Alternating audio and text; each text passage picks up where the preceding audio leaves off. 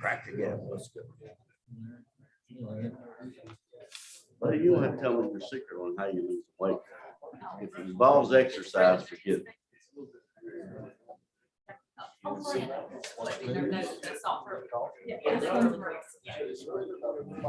You forget that. I guess there's been down inside over there. Yeah, they come around back when we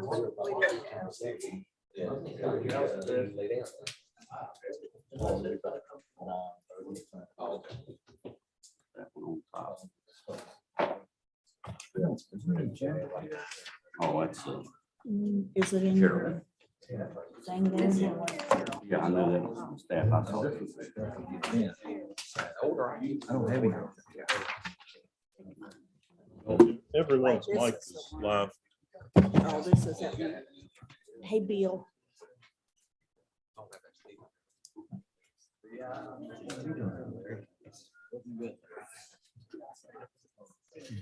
Hey. Hey, Tyler.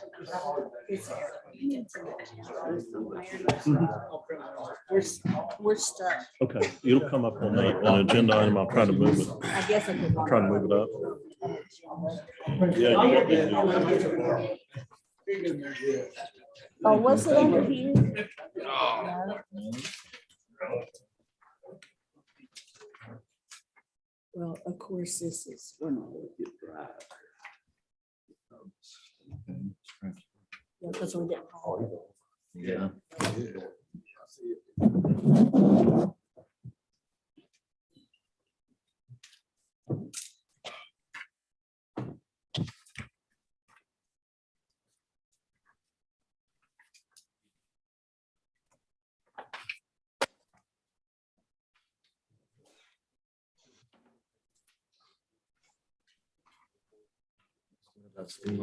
He's up there. Oh, He's you're on 100% sure. He's here. On Zoom. But I like Steve, looks like Steve. Mhm. Let me get your signage here.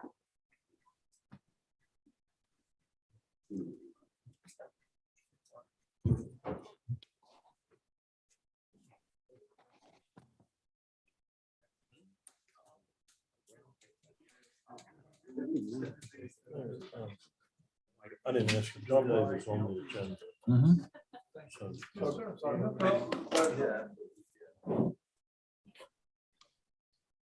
Hey, Steve said he'd be here when. Let's go, Mayor. Gets home.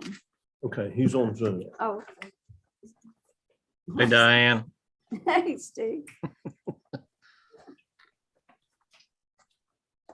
As soon as she comes in the door, I'll run out. Call this meeting of the Oak Hill City Council to order for December 13th, 2021. Madam Clerk, will you please call the roll? Mayor Daniel E. Wright. Here. Counselor at Large Oxley. Here. Counselors from Ward 1, Diana Janey, Here. David Perry, Here. Krista Hodges. Here. Counselors from Ward 2, Steve Hazlett, Here, Charles Smallwood Jr., Present.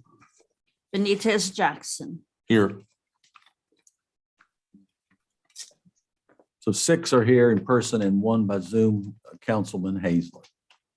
So we're all here.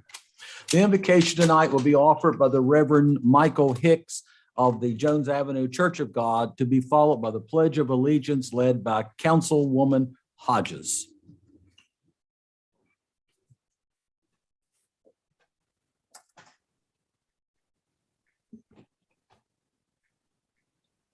Let's pray. Father, thank you for the opportunity to come together as a community to conduct business that is for the betterment of our community and all of us together. We pause just for a moment tonight and think of those who, in small communities like ours, in neighboring states, that are really struggling right now with what has transpired over the past couple of days. And we ask for your mercy, and we ask for you to intervene in those situations.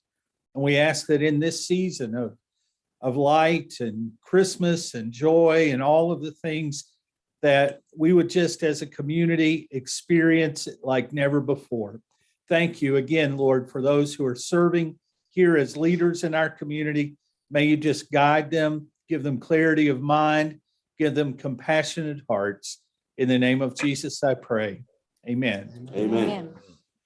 Pledge allegiance To the flag of the United States of America and to the republic for which it stands, Stand. one nation under God, God, indivisible, indivisible, liberty, and liberty, and justice for all.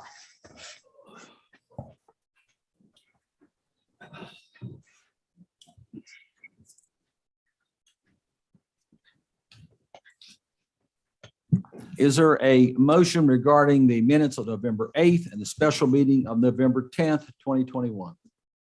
So moved. I'll second. Properly moved and seconded to be approved as read. Any discussion? Hearing none, we vote the motion. All those in favor signify by saying aye. Aye. Those opposed, Aye. no.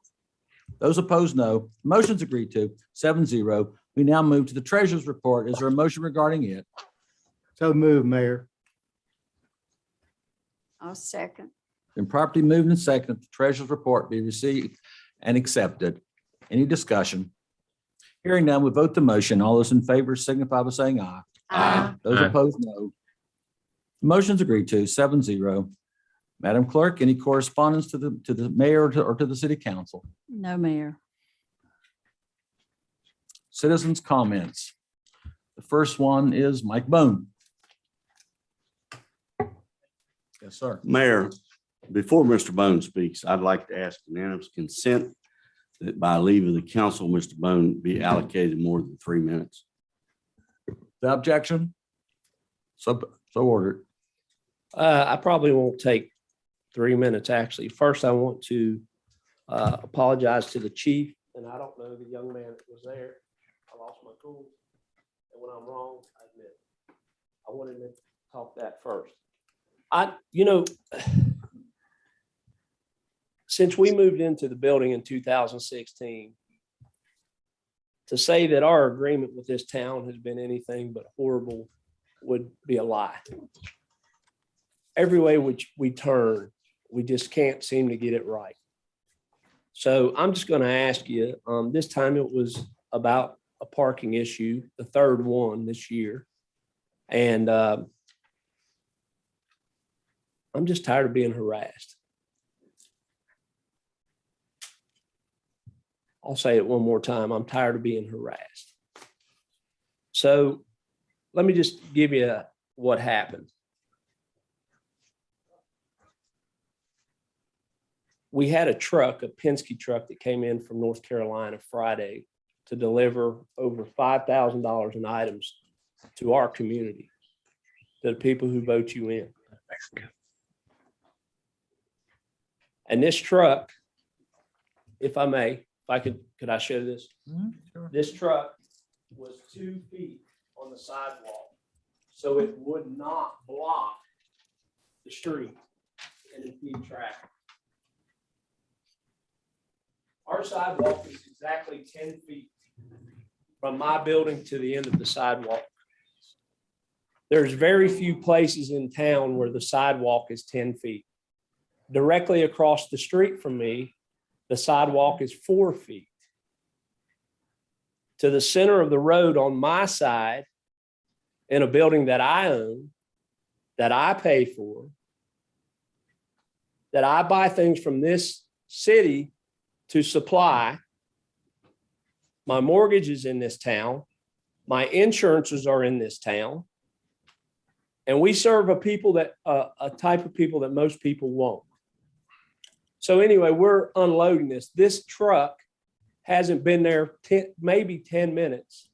And the chief, because someone complained, I guess, I'm assuming, came to our building, and I'm standing there and I'm helping this man who drove that far to help our community, your community, unload this truck for a young police officer to pull up and say, the chief sent me here. You got to get this truck off the sidewalk.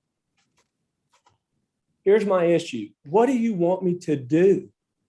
My sidewalk is so big on my side that I don't have no choice but to get 2 feet on the sidewalk or I'm going to be in the middle of the road. If I'm in the middle of the road, I stop traffic. If I put out cones, which I've tried to do before, I've been told, get the cones, get out of the way. How else am I supposed to get the product that I purchased or someone donates to us in our building if I can't get in front of the building? I mean, if it's,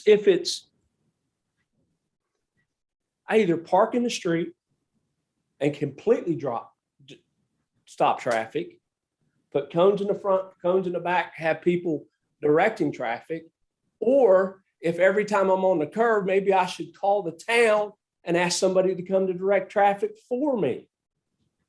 I mean, I'm at a loss. I don't know what else to do. I don't know what folks in this town want other than us to be gone, and it's not going to happen. It's not going to happen. We're serving your community, my community. I was born and raised here. I'm not upset. I'm not frustrated. I just want to know what you guys want me to do. I don't know what to do.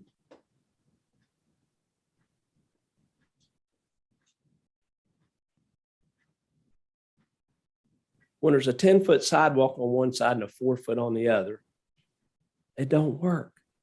Either I park in the middle of the road, the fire chief's sitting right over there, and I ask him, what should I do? If you look at the picture, that's when the vehicle was there. I measured it from the wall to where that tire is on the sidewalk is exactly 7 feet. If I cross the street, directly across the street, that sidewalk over there is only 4 feet. How am I blocking somebody from going up the sidewalk? I'm just asking what to do. I'm at a loss. I don't park my vehicles out there all day long.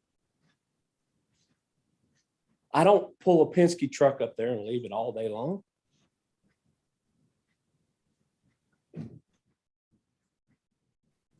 There's 2-hour parking, right? Am I right? Is there 2-hour parking in Oak Hill on the streets? Okay, on Main Street. So right across the street from me, on that side of the road, is 2-hour parking. I mean, I'm not here to complain. I'm tired of it. I just want to know what you guys want me to do. Do you want me to stop serving? Because it ain't going to happen. It's not going to happen.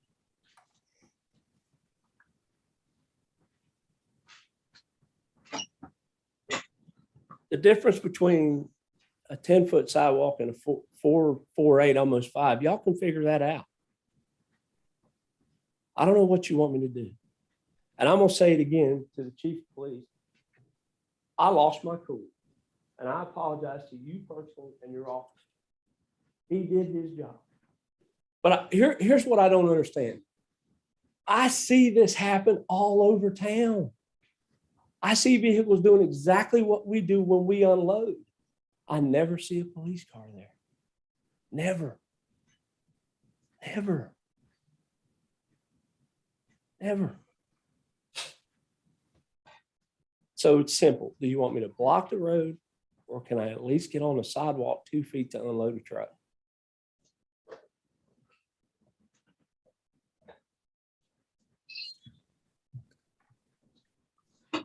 And I'm going to leave you with this. It was pretty embarrassing for me for a man to drive from Cherry Point, North Carolina to help our community, because I lost my cool and said a few things I shouldn't have said. And for him to see that, number one, which I take full responsibility for, but then to see that our town sends a police officer up there that quick, and it was quick. I was embarrassed for our town too. I take ownership when I'm wrong. You tell me what you want me to do, and I'll do it that way from now on. Mayor, I'd like to make some comments if he's through. Go ahead. I'm through. Thank you. It's my understanding that this issue has been around for some time. the discussions around warm hearts and warm hands. I may be in error with the name. That there's been discussions, that there's been, for lack of better words, fighting or disagreement over the situation. I would say this: number one, the churches support the program. Number two, Mr. Bone addresses an audience that churches and no one else wants to deal with. We're talking about possible drug rehab people. We're talking about unemployment people. We're talking about people that he helps get jobs. I very much support what he does. Also, I'd go a step further. This council has given money to the Lewis House. It's given money to the Mendham Center. It's given money to other persons within town. And I don't know it's ever been suggested that money be given to the Warm Hearts, Warm Hands. Now, the number of people, and I know people get upset on Monday, Tuesday, and Thursday, or whenever they're on the street. And I would hope that there would be some way that, Mike, you could get those people inside earlier. That's just a suggestion. So Let me also say this. I compliment the chief and the police on what they're doing. Now, I don't know whether we want to go into executive session or what, but I think it's time that we were informed as to who has been making these complaints. And I think the chief could and should share that with us. If that necessitates an executive session, I would move that we go into executive session. But I'd like to know where the complaints are coming from, because it's obvious there's a rub with different persons in the city against the situation down there. But I commend him on what he does. I've not been scripted as usual. And as I've said time after time, 23, I have no intentions of occupying this seat. I have no intentions of running. So it's awful good feeling to be able to say and speak and be transparent with what we're about. So if I wasn't going in terms of, let me finish. We gave you your time now. Let me say this. I also would like to see the curb where it's yellow up so far painted back to Chestnut Avenue where there may be a blockage. Now, in terms of the parking, and again, I compliment the chief. I compliment he had a complaint and he responded. And his men. Mouth gets dry. Only windmill in the world runs on water. But how, and I said the 10 foot and the 4 foot's an issue. How can we assist? Can we paint off area on that street? Because folks, if you park on these streets and big trucks come through, it's difficult. You lose a mirror, you lose this, you lose that. And as Mr. Bone said, fire truck, so forth goes through there. So what can we do, or do we want to help the situation that is helping a population in this area, which otherwise would not be served? So thank you for allowing me to make my comments, Mayor. And that's my suggestions. Mayor, if I might, Yes, sir. in response to Counselor Perry, the only way to address that legally is to revise an ordinance. That's the only way. You can't ask the police officer not to enforce. the I law. did not say that, Tom. I said I respect I'm it. making a statement. I have the floor. Okay. Now, and to go into executive session to discuss who is calling in the complaints is not appropriate. It's not a type of issue we do. But the only way to address it, satisfy Mr. Bone, the city, and everything else is by revising the ordinance. Am I not correct, Mr. City Manager? Yes, sir. That's all I have. And while I respect you, I did not say anything about the police doing their job. I didn't say that. Yes, you did. No, you wanted to know who called in to Right. complain. And I think it is appropriate that we find out. And We I know. disagree. Well, I respect disagree. your ability to disagree. So maybe we need to get a legal opinion on whether we can check that. Simply because it hadn't been done in the past doesn't mean it can't be done in the future or now. You get to a point where people calling in complaints about any type, then you're not going to get people calling in legitimate complaints. Well, I And I'm not think- saying this is legitimate or illegitimate. Well, I think it's legitimate. Mike sat here and said that. I'm just saying, you want to know who calls it in. Right. because I said, it appears to me this has been a personal vendetta Oh, I don't know about. down through the years over the last 2 or 3 years. That's all I have, Mayor. Thank you. Mr. Again, Alderson. thank you, Mayor. Yeah, thank you. Yes, sir, Mr. Kirk.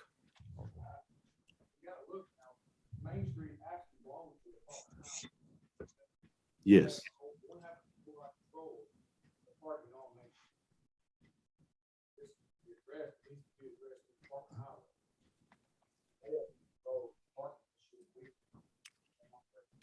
As far as the yellow line, that kind of thing, yeah, I would check with Department of Highways. Placing a yellow line on any curb on a city street. I'm sorry, state So- street. If I may ask them, because I'm not here to argue, guys. I'm really not. We tell everybody 5:30, I can't help it if they come at 3:30, it's because they're hungry. Let me just say that. And the reason that canopy went down is because it was dangerous. That's why we took it down. The one in front of the building, as far as getting people in and out. My whole thing is, I just want to know what you guys want me to do. That's it. So I didn't come in here without doing my research. I talked to the Department of Highways too. Mhm. And they said, look, if you want to leave that truck in the street and put cones on each side and put somebody out there directing traffic, we don't care. I said, but if I'm on the sidewalk, it's better off for the citizens of Oak Hill. I'm not talking about the whole sidewalk. I show you the picture. There's 7 feet between that tire and the building. That's the point I'm trying to make. The other side of the street with nothing parked on it is only 4 feet. That's what I'm trying to say. I'm not trying to say, let me park on this curb forever. I'm just talking about loading and unloading. This summer, we had a dunking booth that was not on the sidewalk. The chief got a complaint and he called me and said, hey, Mike, can you move it? I said, look, I took it there 11 o'clock last night. We're taking it to the park. 9 o'clock this morning, I think when the chief called me was 8, we moved it. We don't want to break laws. We don't want to be good stewards or not be good stewards in our town, but people are making it hard for us to do it. So if you tell me not to park my point is, if I can't park there to unload, then I have to block the road. And I don't want to do that. I don't want the fire chief to come down the road and all of a sudden he's got to stop for me to jump in a vehicle to get it out of the way. That's the point I'm trying to make.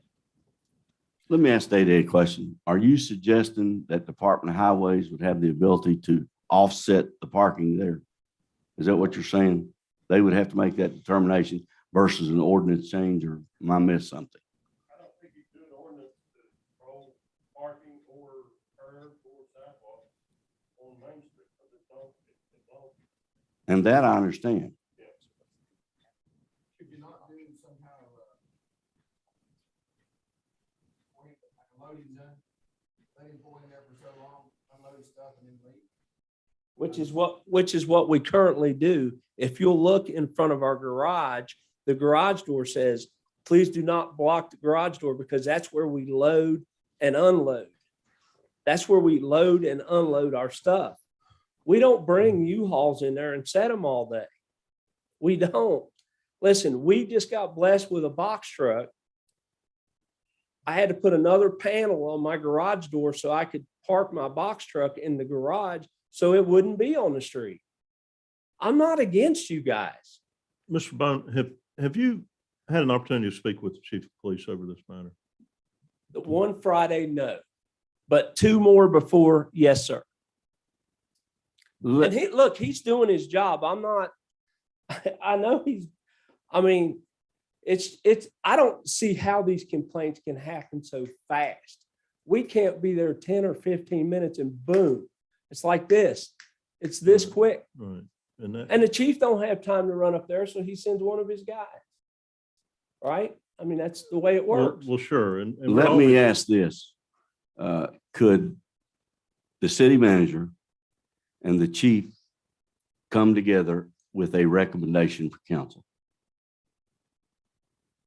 as to how to facilitate, accommodate, and at the same time, as Mr. Oxley suggested, enforce the code.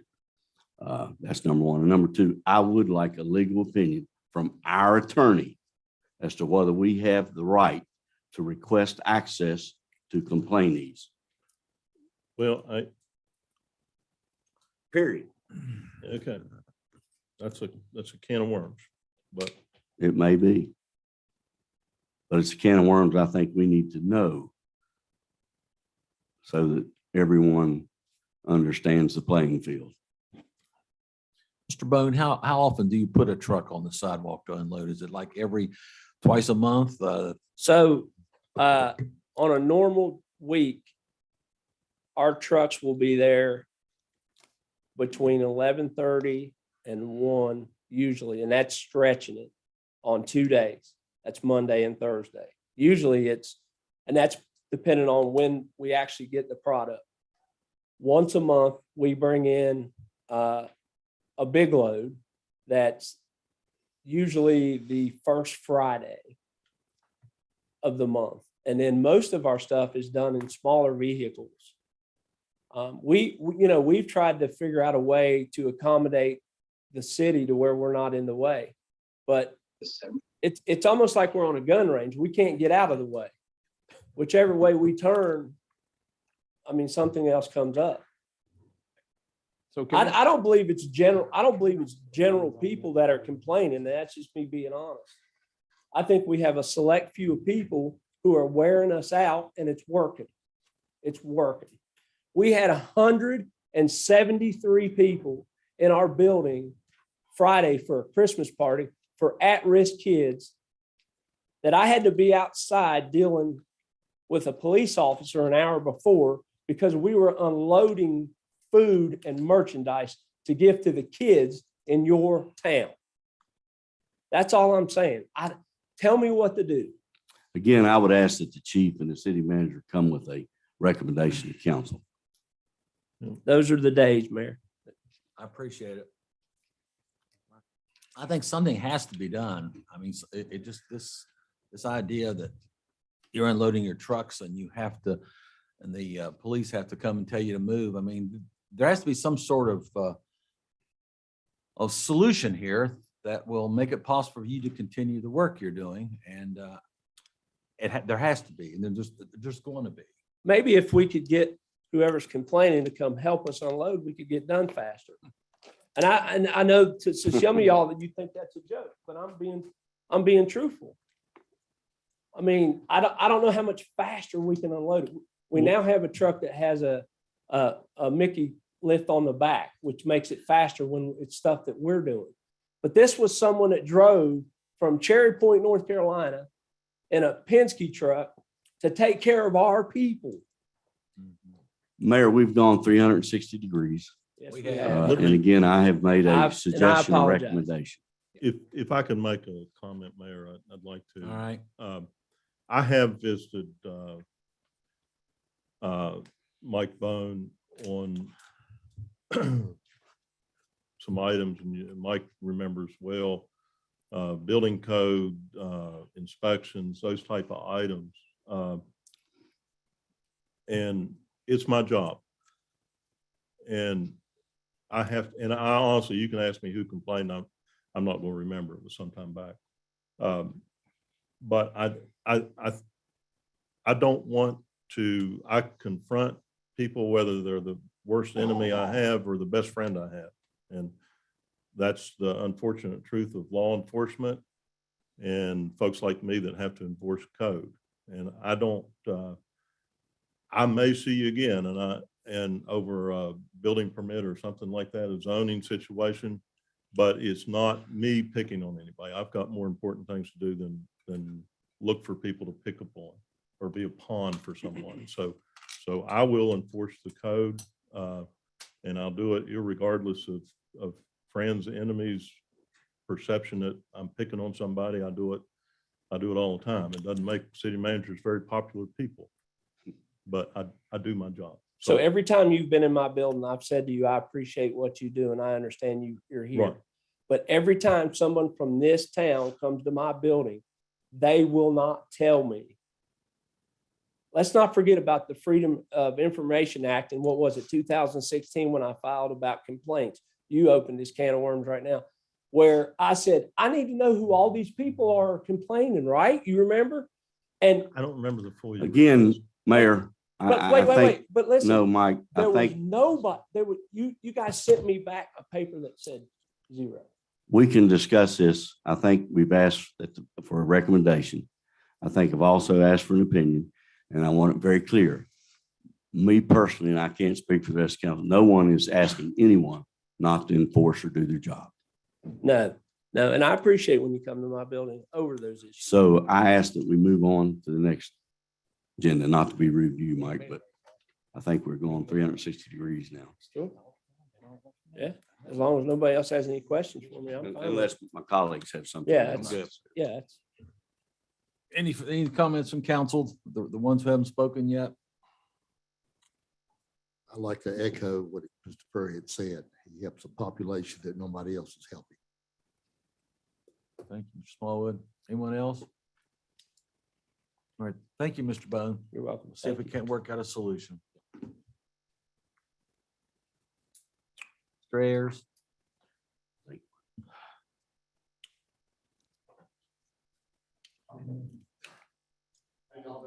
Good.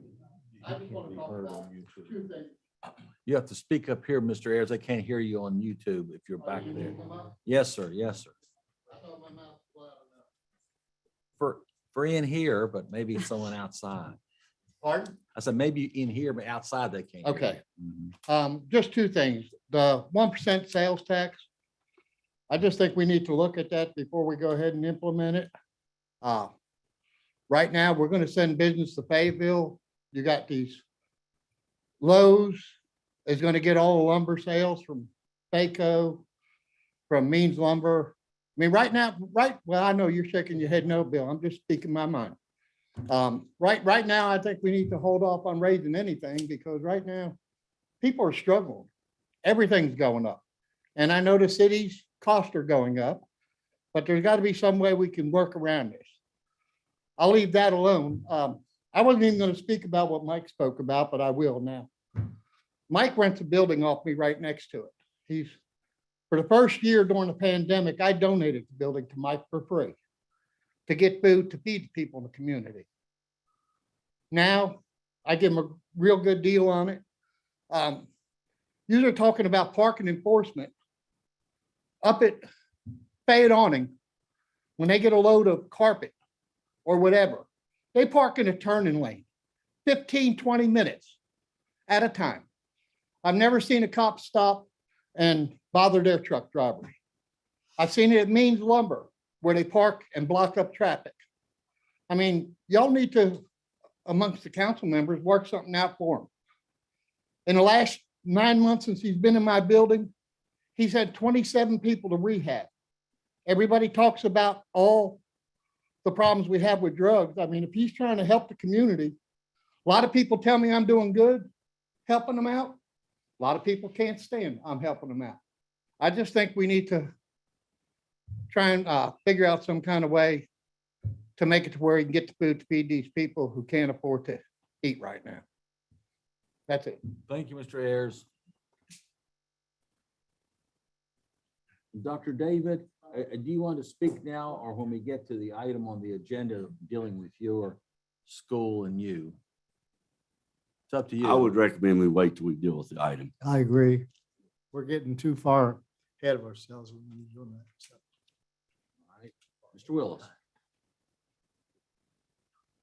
Again, before Mr. Willis speaks, I'd like to ask unanimous consent by leave of the council that he permitted to speak longer than 3 minutes.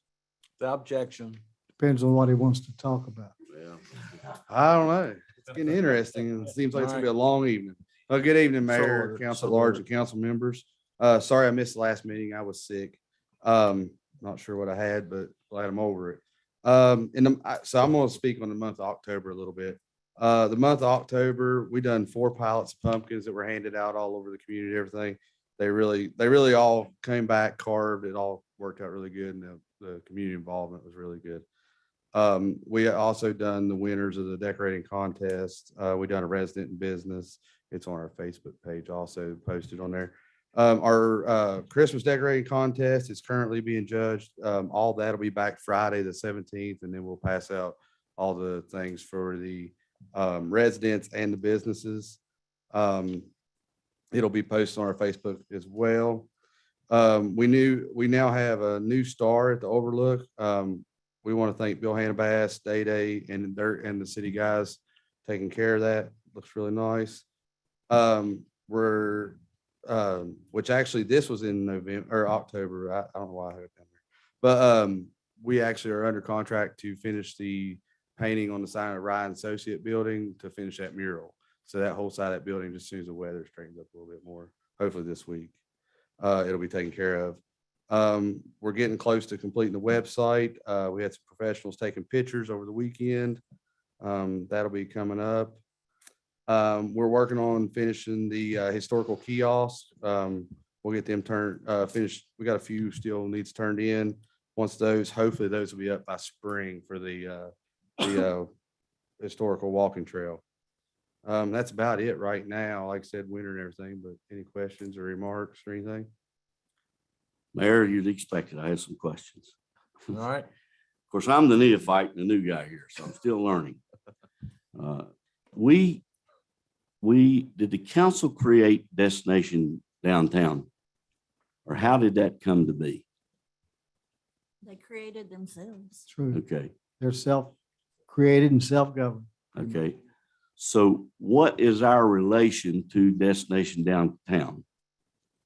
We make a financial contribution. Okay, thank you, Tom. Do you have bylaws or articles? We have articles of incorporation. We are actually currently working on bylaws for the group. Which means incorporation, you're registered with the Secretary of State? Yes. Could we receive a copy? I'll say I. Could I get a copy of those? Mhm. Yeah. Let me ask you this, and I have raised this question before in terms of money and the ability for council members to vote or not vote. Mhm. Do you have, or the media may be able to answer this, has the council ever received an audit of Destination None. Downtown? No, we have not. Then my opinion in terms of prudency on our parts would be that prior to the new budget committing any monies, that we receive an audit.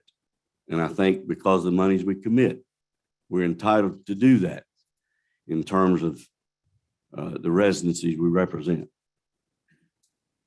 For any nonprofit, all nonprofits that council gives money to. Yeah. Before we give them money. And that's I mean- just very opinion. I was to say, me as executive director, I'd be willing to put us under an audit anyway and turn it to the city council. Audits are expensive. You're not gonna get a cheap audit.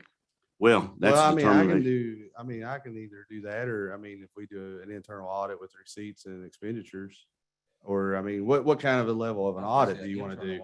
I was gonna say an internal audit. I mean, I do them in my company and it don't, How much money do we contribute to them? It depends on what they ask for. Council looks at what they ask. They give us a list of everything they're gonna spend. And then council looks at it and decides. So how much did we give Norm- this year? I think it was 13,000, something like that. How much does Rails to Trails get? Well, They- basically, and I know I'm They get QT. you mean the Our- rail Is it trail Rails Trails itself? Committee or something? Krista, No, you're on that's that. part of the city. Yeah, That we don't- is part of the city. Yeah. Yes. So the money that destination, like to do the Rail Trail Expo, Yeah. the money that destination is given is what we use to do the Rail Trail. So it Expo. comes from Destination Mhm. Downtown. Mhm. Do we set aside any money for, or at all for Rails to Trails? Oh, okay. So again, I'd like to ask before we prepare the budget, that we ask each of these organizations to provide us with a accounting statement showing receipts, disbursements, or an audit. And I think that's be prudent on our part. That was why we stopped giving to all these organizations. And me, I don't have a problem with that. That's fine. I mean, that's, I'm just saying we what, had stopped and now we've started again. Okay. And Well, and because it has to be available for everybody. So of course, Destination Downtown is, they do things in Oak Hill. Sal's doesn't, Little League doesn't, So we're, the library does. Just there's some that we give money. Lewis House is not, they're not available for everybody for free. Just there's different organizations does not meet the criteria, but we still give to them. But it's a council decision. It's council Right. decision. So that's all I'd ask and suggest, plead, beg, and I think it's prudent. I think it's business that we watch over the taxpayers' monies, particularly when we've made donations. so Or with that being said, if we done an internal audit of receipts and expenditures and, everything and brought it back, stated out with the officers of the law, with the officers of the organization signature on it, would that be sufficient or for the council or, without going Would to be a for full, me. au- without being a full audit? You have a secretary and a treasurer in, Yes, sir. I think. would be for me. Okay. I'd be all right with that. I don't think you need a full-blown audit that's going to cost you thousands of dollars. Okay. Well, And you may check and find out that it wouldn't cost you $1,000. Someone may do it quid pro or pro bono. okay. I'll work on that. Anything else? Thank y'all. Thank you. Thank Mr. you. Wills.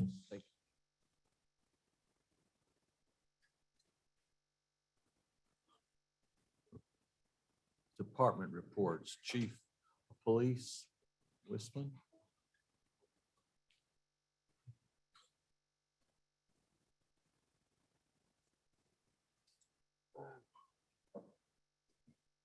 I had to go borrow Sherry's glass. Because I forgot mine. Don't laugh at me. All right, for the month of November 2021, calls for service were 285. Of those, 233 were general service, 10 felonies, 24 misdemeanors, 6 incidents, and 12 accidents. Issued 211 citations, 80 warnings, 1 parking. Total miles traveled by the officers patrolling was 18,271. Gallons of fuel was 1549. Made 33 arrests, 27 misdemeanors, and 6 felonies. The radar signs came in last week. We've been trained on them.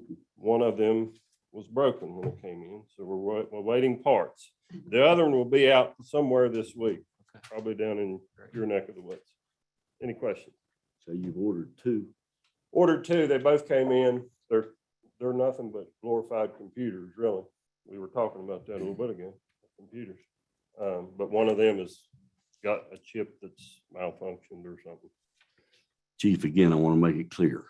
I appreciate what you're doing. You are expected to enforce the law.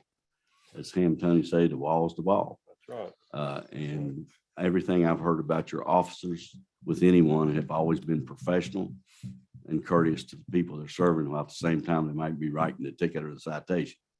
Let me also say, I received a complaint, which I called Lieutenant Oliver. He was off. He responded to me in a very timely manner. Hoover. Hoover. Okay. How come I have Oliver? Hoover, thank you. Hoover. And I compliment him. I compliment you. And you followed up with me to let me know what was done with the complaint. So thank you. Thank you. And with that said, Mr. Hannah, who has a copy? Do we have a dog ordinance, a dog barking ordinance? Yes, we do. Can I know it can, but would it be proper to ask for a copy of that? Yeah, I can get you. You don't need it right now. Yeah, I'll get you. And that involves, I think that involves the county as well, doesn't it? The county dog catcher, It does. We For lack of utilize. better- We utilize. the- humane the- officer, I'm We sorry. utilize the 2 humane officers quite often here in town. We appreciate the sheriff's department letting them respond over here and taking care of our animal issues. But on a barking dog, we would Sure, respond to that. sure. And you did. Yeah. And again, I Right. compliment you. Right. That's all I have, Mayor. Thank you, Chief. Unless there's anyone else. I told the mayor, and I'm sure he hasn't forgot, but I'll remind him in case he has that I haven't. I'll let you handle it. I already took care of it, Thank you, Chief. sir.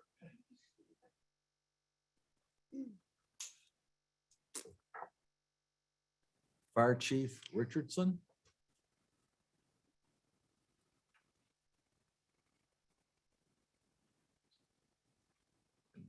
Good evening. I assume this report's been distributed to the council members.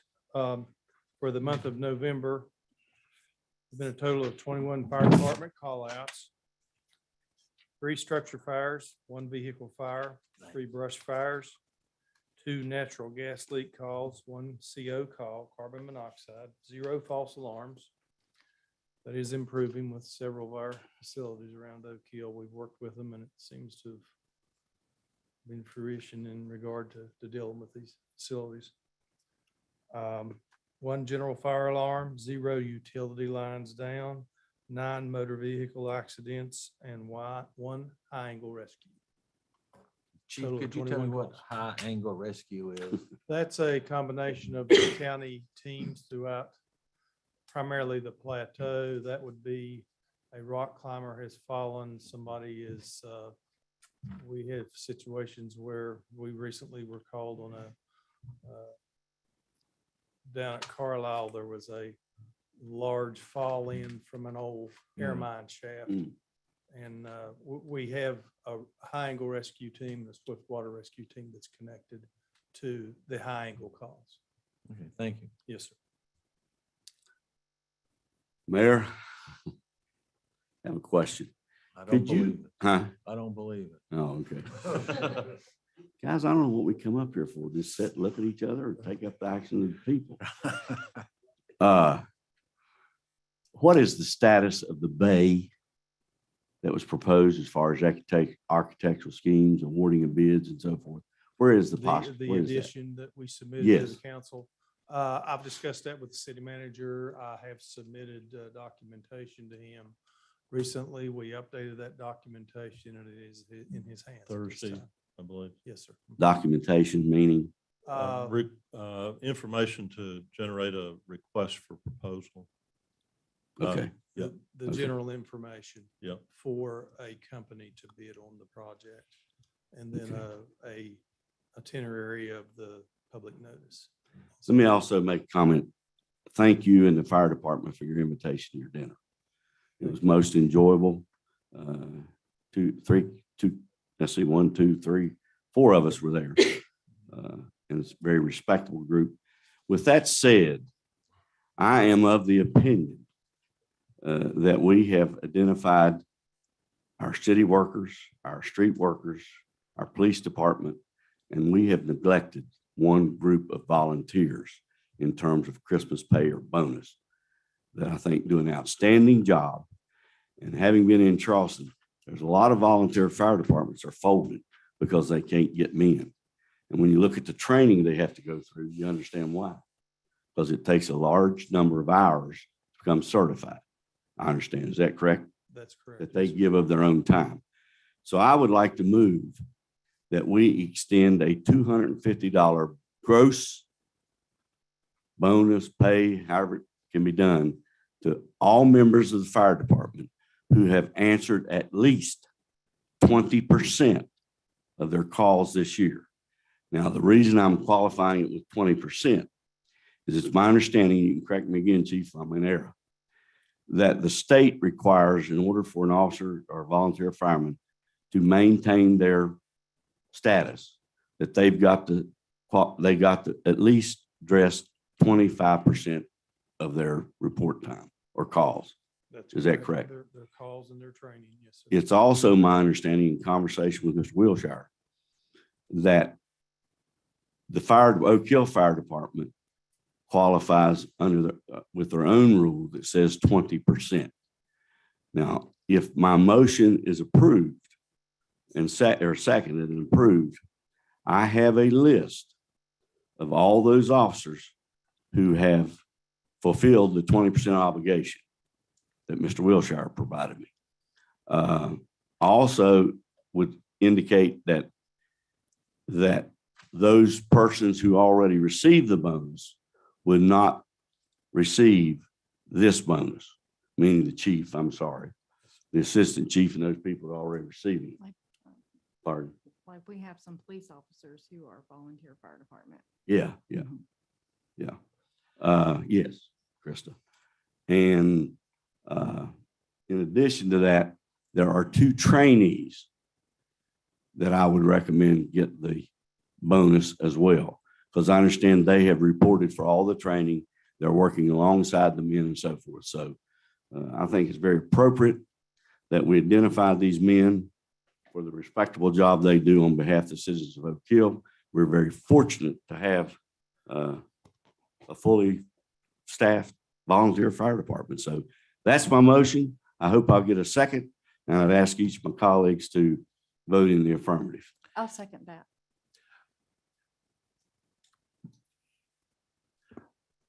Chief, how many firefighters would not get the bonus who are part of your department?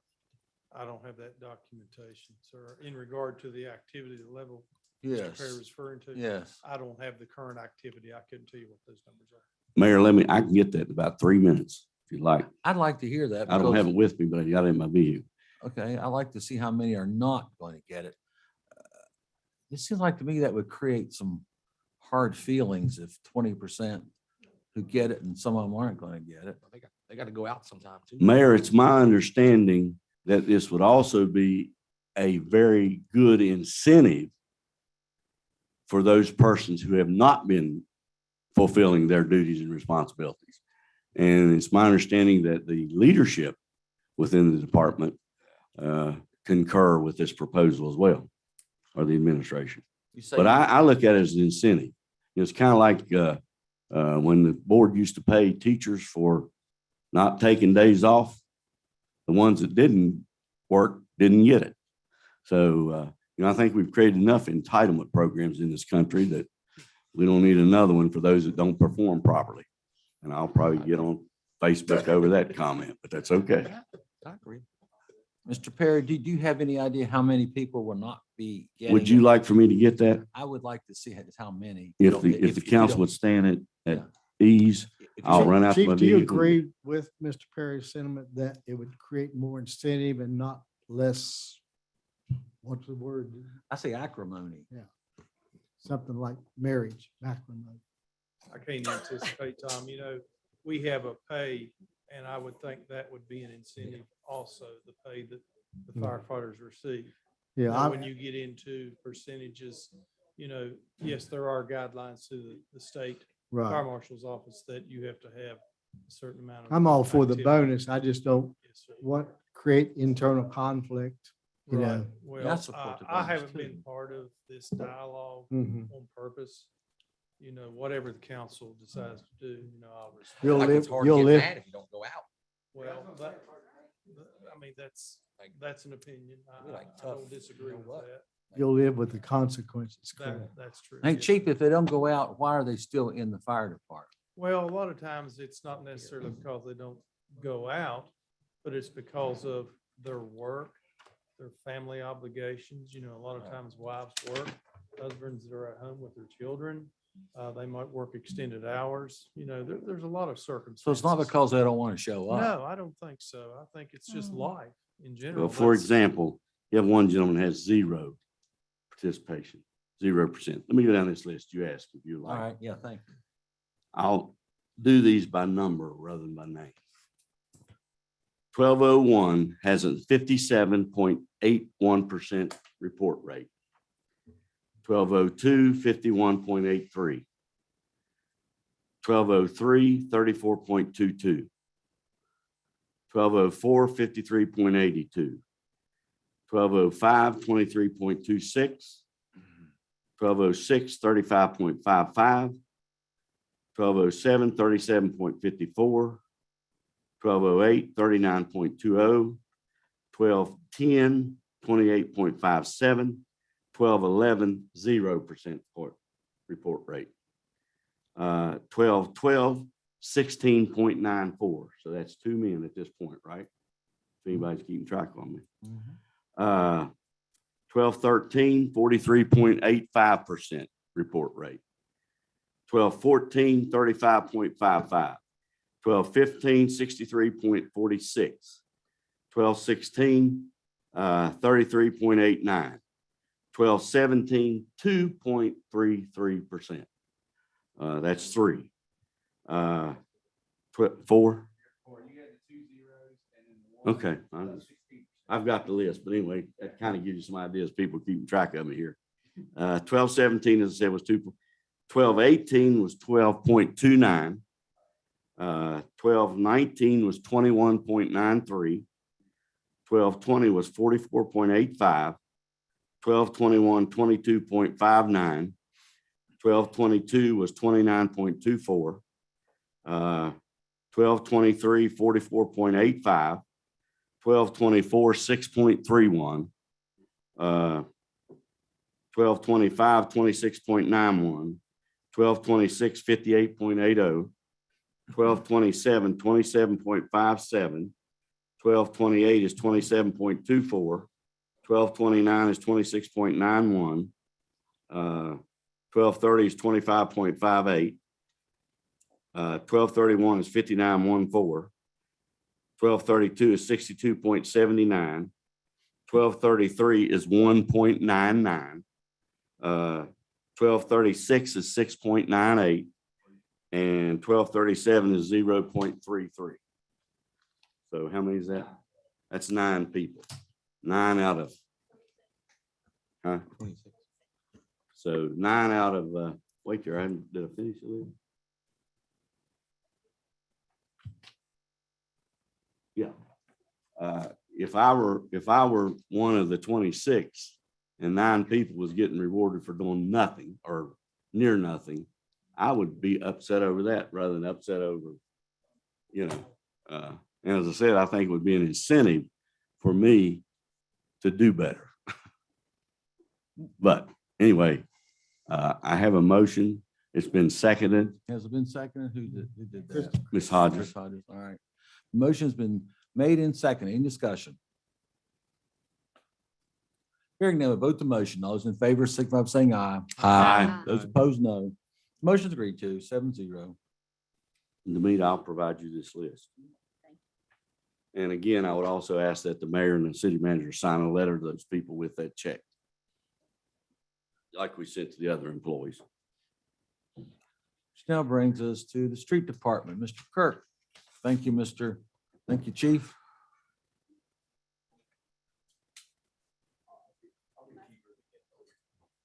We're finishing up our last drainage project for the year on Round Hill Road. They poured concrete today. We'll be done with that tomorrow.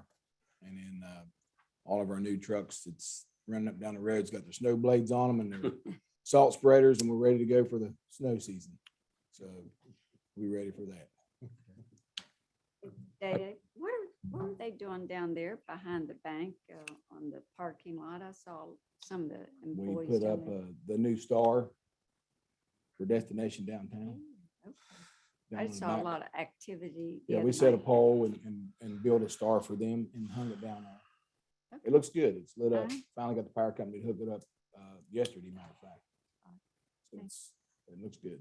Hey, Lady, I got a question, and I don't know. I know we've been talking about parking a lot today, but right there by the laundromat, I thought somebody brought this up last council meeting.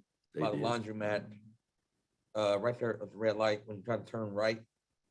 A lot of cars parked there, right there at the front door, and their cars kind of stick out. You're right there on the corner. I think so, right there, seeing, the laundromat there. And you gotta turn really wide to get, I've seen a couple of cars. Yeah, you can't see. I don't know. Is there a yellow line there, or is there something we can do though? There used to be a. Yeah, Okay. I forgot about it. but- Oh, okay. Maybe so. Because I wasn't here last. All right, well, all right. So, I think it's 4 foot. 6 foot. yeah, I just went by there the other day and I was seeing like cars pulling out the road and because We'll check it tomorrow. Maybe see 'em. Okay, appreciate it. That's all I have. Thank you. One comment. I would again commend Day Day I was contacted by a citizen, Mr. Gail Coons. He said he had lived where he had lived for 46 years. And the sidewalk had never been cleaned or debris taken off of it or so forth. And he was very complimentary That was the group of kids that And- we yeah. was using. that you Yeah, suggested. and they done a good job.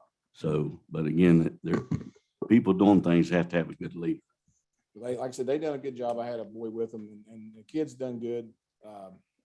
There was a couple of really good workers they had in it that really worked hard. And of course, you had some of them that tried, but in the situation they're coming from, it was a good program. Kudos to you Thank you. from a So citizen. Mr. Jackson helped set that program up. Yes, yeah. Yeah, I'm glad you're doing that. Right now, we don't have a whole lot. This time of year, it's hard for We're enjoying it. Mr. Kirk, I have a question. I've had a call from the former mayor of Oak Hill. Okay. And you know who I'm talking about. Yes, sir. And concerned about the curb pulling away from the sidewalk Yes, sir. on the corner of Woods and Park. Yes, sir. Do you, I understand, I think you've been there. Dozen Do you have any, I've been called again about it. So is there any progress on that, or what do you see can be done about that situation? I even went down and looked at it too, because it was insisted that I be there, so I was. I mean, I don't know what to do other than to bust it out and report. And the sidewalk she's got in front of her house is in better shape than most sidewalks in our town. Is there any way to fill in that gap? I'll get a boy down there tomorrow and we'll look at it and we might be able to mix up some. Just fill the gap in? Fill the I gap. think that will take care of it So, for you and for me. okay. Thank you, thank you. Thank The you. sidewalk also was repaired. We had a program a couple of years ago where it was extensive work. The city of Oak Hill where there were tripping hazards and the sidewalks were smoothed out and cut, and that was done in front of Ms. Hickman's home. Thank you, Mr. Kirk, for that. A report from the city manager, please. Okay. Well, I'm going to step up from the podium here and look at everybody. Just don't let your face turn red. Well, Yes. I have a report. It's 21 pages, single space bullet points. You want to give us a copy of it? I want to read it. Okay. All right, go right ahead. No, I'm not going to do that to you. The items in here, 90%, well, I shouldn't say 90%, 50% of those you all are well aware of. They're on the agenda. I will give you a copy of it. The others are purely mundane administrative matters. And I have gleaned out a few things that council may be interested in that go a little bit above the mundane day-to-day admin items. During this month, made a site visit to Needles Eye Park with Tyler Bragg, actually. And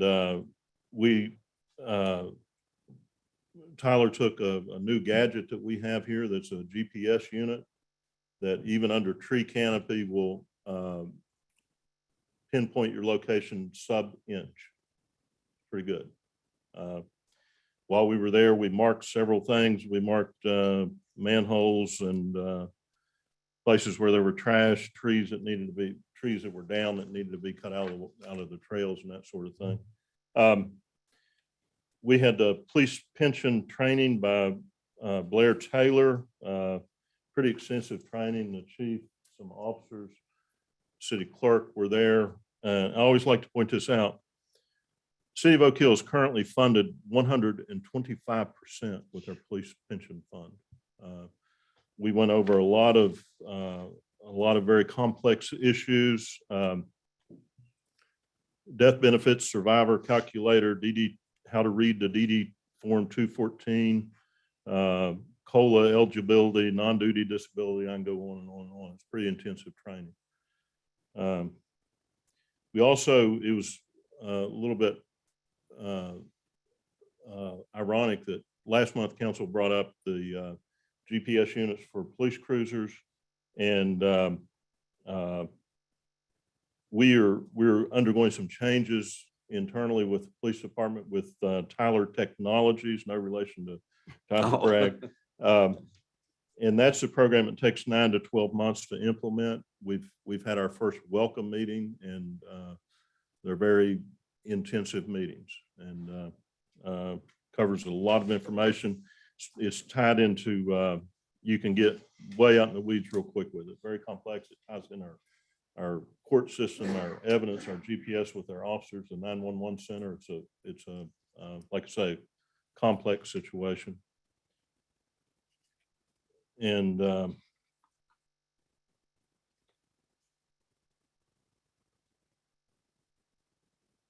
several of us attended a county comprehensive meeting.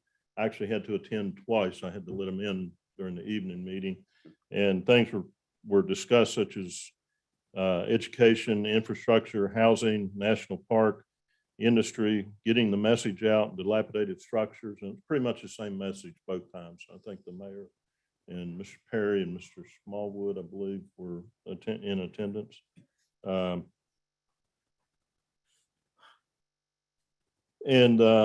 attended, I'm not a member, but I attended the Veterans Memorial Committee, and I don't know if Tom has anything on that this evening later on or not, but okay. Had a meeting with our safety officer and loss prevention specialist, Cecil Odell, employee of the city, and Amy Young, who's employed by Encova. We've had an excellent 4.5 years of workers' compensation claims. That's real money to the city of Oak Hill. When your EMOD factor is down, it helps a lot. And I emailed council a printout of that loss form.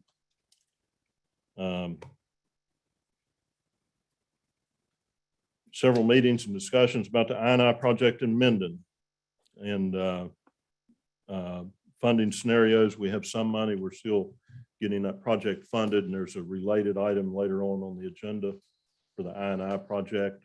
There'll be an item on next month's agenda about the I&I project. I&I is what? Inflow and infiltration. Your sewer lines leak and get water into them.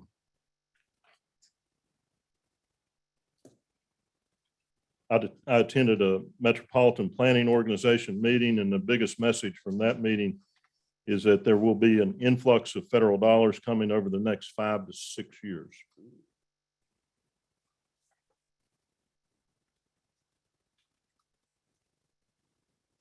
I think I'm not going to bore you with this. I kept everybody informed about the sinkhole that was on, or mine subsidence that was on city property.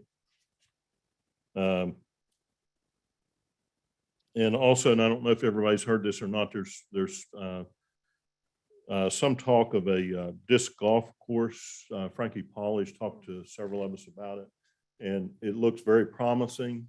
Frankie's actually laid out a course. We've gone and looked at it. There's some trails to coordinate with that, but that looks like that is a real possibility for Needles Eye Park.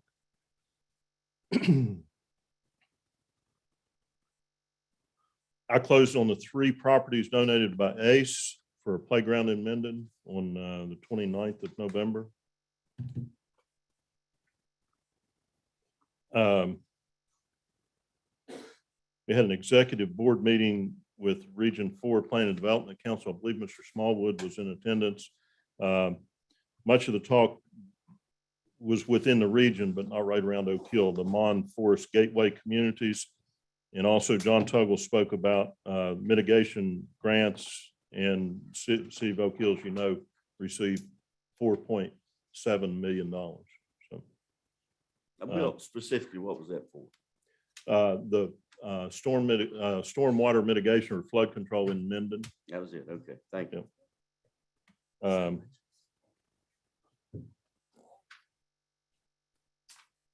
Going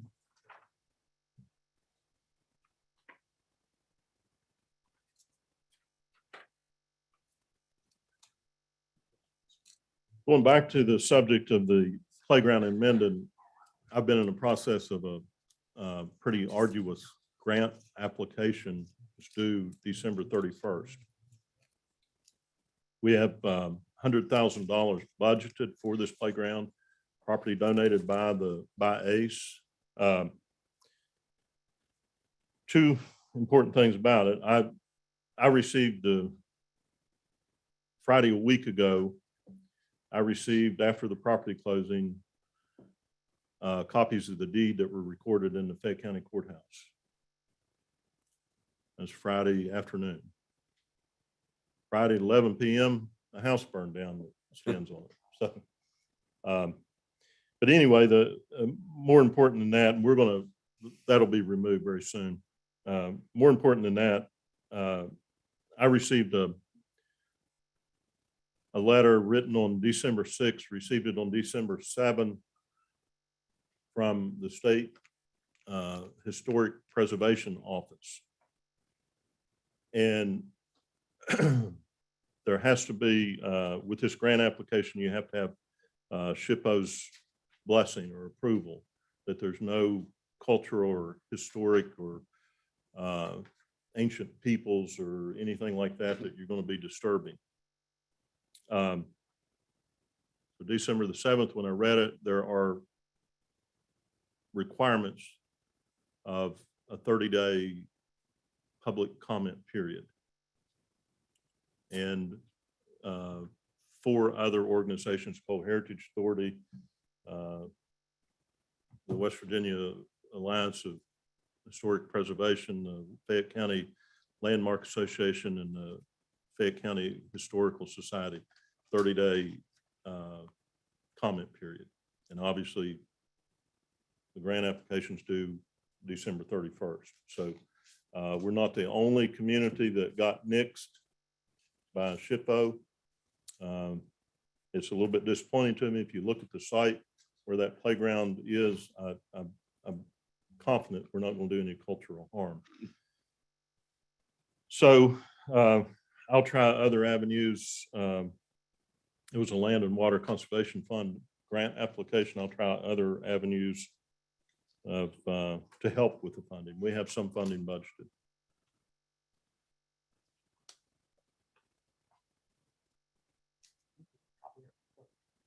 Yeah, we're gonna. I got them passed out. Benitez, I'm going to give all of you one. I've communicated with the State Department of Highways about Virginia Street sidewalks, and it's a little bit confusing, but we went through 12 years ago, we went through what's called a 5G process, or selecting. It's a process you select a consulting firm. And we went through that, and evidently the state doesn't have record of that. So I had to go back 12 years in our records and produce numerous documents for that, and sent that in. And that's about everything that you're not aware of or that's on the council or so mundane that, as you'll see. And I'd like to talk to council about it a minute. Like I said, you'll see in a minute, this is a lengthy document. It's bullet point form. Takes me about 5 hours to do it.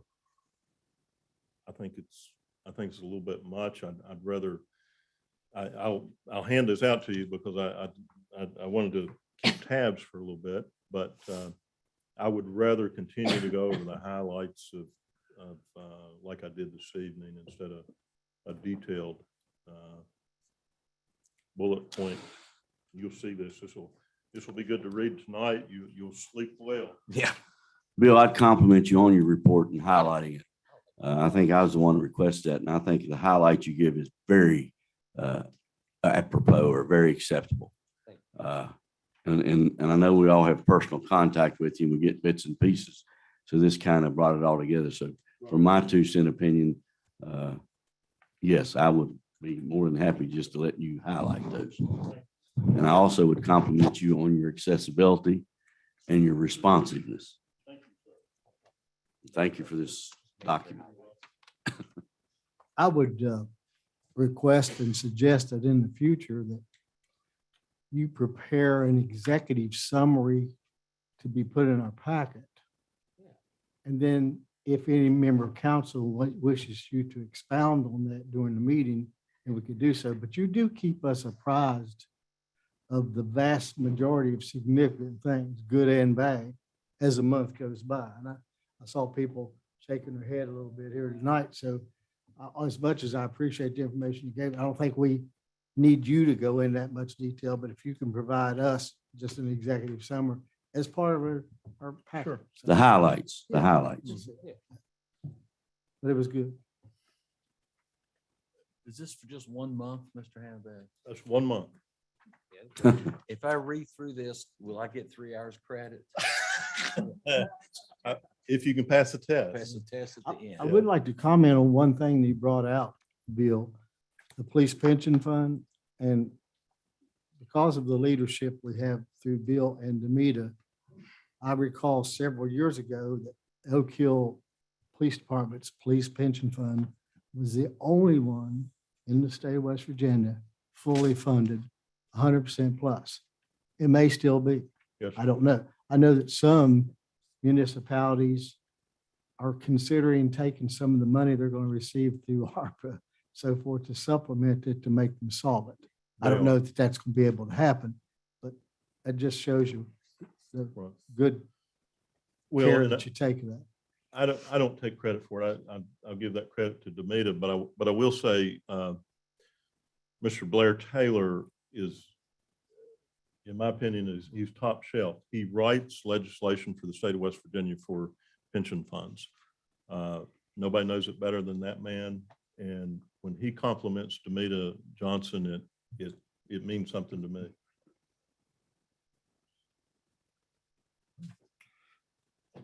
Kudos. And I think Mr. Oxley has played a part in that in the past too, as a city It manager. wouldn't let me have anything to do with money because I can only count to 8. So unless I take my shoes off. Bill, I have one other question. Sure. The city sign and the property that was looked at for deeding, you know what I'm talking about, coming into the city? Oh, yeah. What's the status of that? The plaque.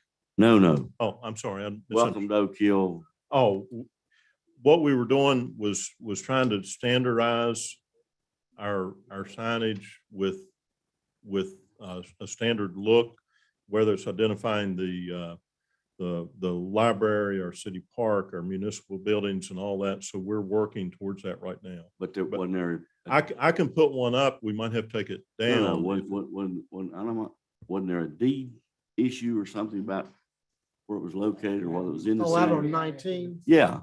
Oh, No, yeah, the welcome sign to 19. Yeah. This month, just the other day, Mr. Kirk and his crew cleaned that site off. It was overgrown with vegetation, so we're working on it. That was just Okay. last week. That's the only question I had. Yep. Thank you.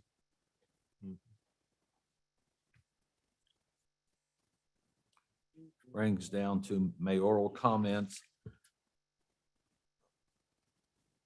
Several of you were here Saturday for the unveiling of the plaque that needs to be put in the city hall, which was to commemorate the gift of this land in 1928 to build this city hall. It was given by the Jones family. That was part of the deed, and for 93 years, it was never fulfilled until Saturday. So I would like for the minutes to reflect that we did it.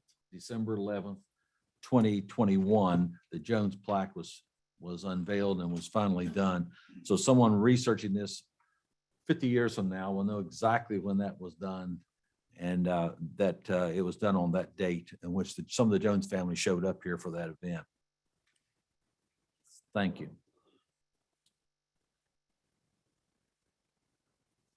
Well, yeah, okay. Thanks. And I believe that's all I had. I have a couple other things, but I think they were mentioned in passing. Mayor, where you gonna put the plaque? That's the city manager here. Over there, the plaque. Yeah, we had talked about putting it right over here on this wall. Okay, Mr. where, Smallwood. yeah, just wherever. The city clerk has reminded me that I skipped council comments, but I don't think it was an accident, but I will start with council comments. Thank you, Davida. I will start with the council at large, Mr. Oxley. Just two things, Mayor. Bill mentioned the Veterans Memorial Committee. We only had 3 of the 5 members show at our last meeting. We intended to go out and look at the alternate sites. We didn't actually go, but we discussed them. And the one site along Virginia Street before you get to the crossing there at Arbuckle Creek, we talked about the inability to be able to park unless we did something with that adjacent property. So we're not ruling it out. We're still kind of waiting for the Jones family to give us some insight there too. But anyway, we'll probably call another meeting after the Christmas holidays. Secondly, it was a great meeting the rest of the Jones family. I was real impressed with them and was glad they were able to make it. I'll add to Counselor Perry's thanks to the Oak Hill Fire Department for inviting us to their Christmas dinner, and huge kudos to the Solid Rock Worship Center. Yeah. And they're the people who prepared that meal. I wish we could get them to do it every week. But it was excellent, and we got a great welcome there, so it was really nice. So that's all I have, Mayor. Ward 2. Tom, the Joneses are very receptive to this discussion. And I think it went a long ways to probably ensure that if that's the decision the committee recommends with Saturday's activity that the mayor suggested and organized. And the other thing, I suspect sometime in January or February, you'll be getting a donation or a monies out of the state for $2,000 to go towards that memorial. Yeah, and it's our preferred site. Yeah. It is. Well, Regardless of the other problem areas with that one, it is preferred because I think it's the most visible for visitors to our community. but I think they're just waiting for the recommendation. Yeah. But We can do that. compliment you on taking care of that. Ward 2. I have a couple comments, Mayor. All right. I had a business owner that leads back to parking that had a discussion with me over the parking along Main Street. It's signed 2-hour parking. I don't know if, Chief, if we do any enforcement of that. But I have noticed in my travels up down Main Street that I see a lot of the same cars sitting there all day long. I don't know if it's employees of businesses or if it's people that's lived at, the apartments that are located along some of the tops of. I just think it may be a good idea if you have a foot patrol, maybe make a little walk up and down Main Street and just kind of remind everybody. And, we do have the city parking lot down there. And it's tough for people that's wanting to shop if the same cars are sitting there all day long. So, the second thing was the Christmas parade. I know it was canceled because of weather and because of what happened in Kentucky. And I think we should keep all those people in our prayers. But I was a little disappointed that we didn't reschedule. I don't know if that's something that we can still make happen before Christmas or not, but I think I'd kind of like to see that if it's possible. And that's all I had, Mayor. Thank you. Think about that, Davida? Bill? It's just hard to reschedule a parade, especially this late. With the workers and the people that are in the parade. The participation this year was exceptionally low. We only had 3 floats and the rest were vehicles. So I don't even know if we could get any of those. I know last year's was Back canceled because there was only like 6 entries. Well, and that was when we were still in COVID, and we were trying to do the drive-by parade. And yeah, that didn't turn out. You just have the one Saturday left before Christmas anyway. That's 18th.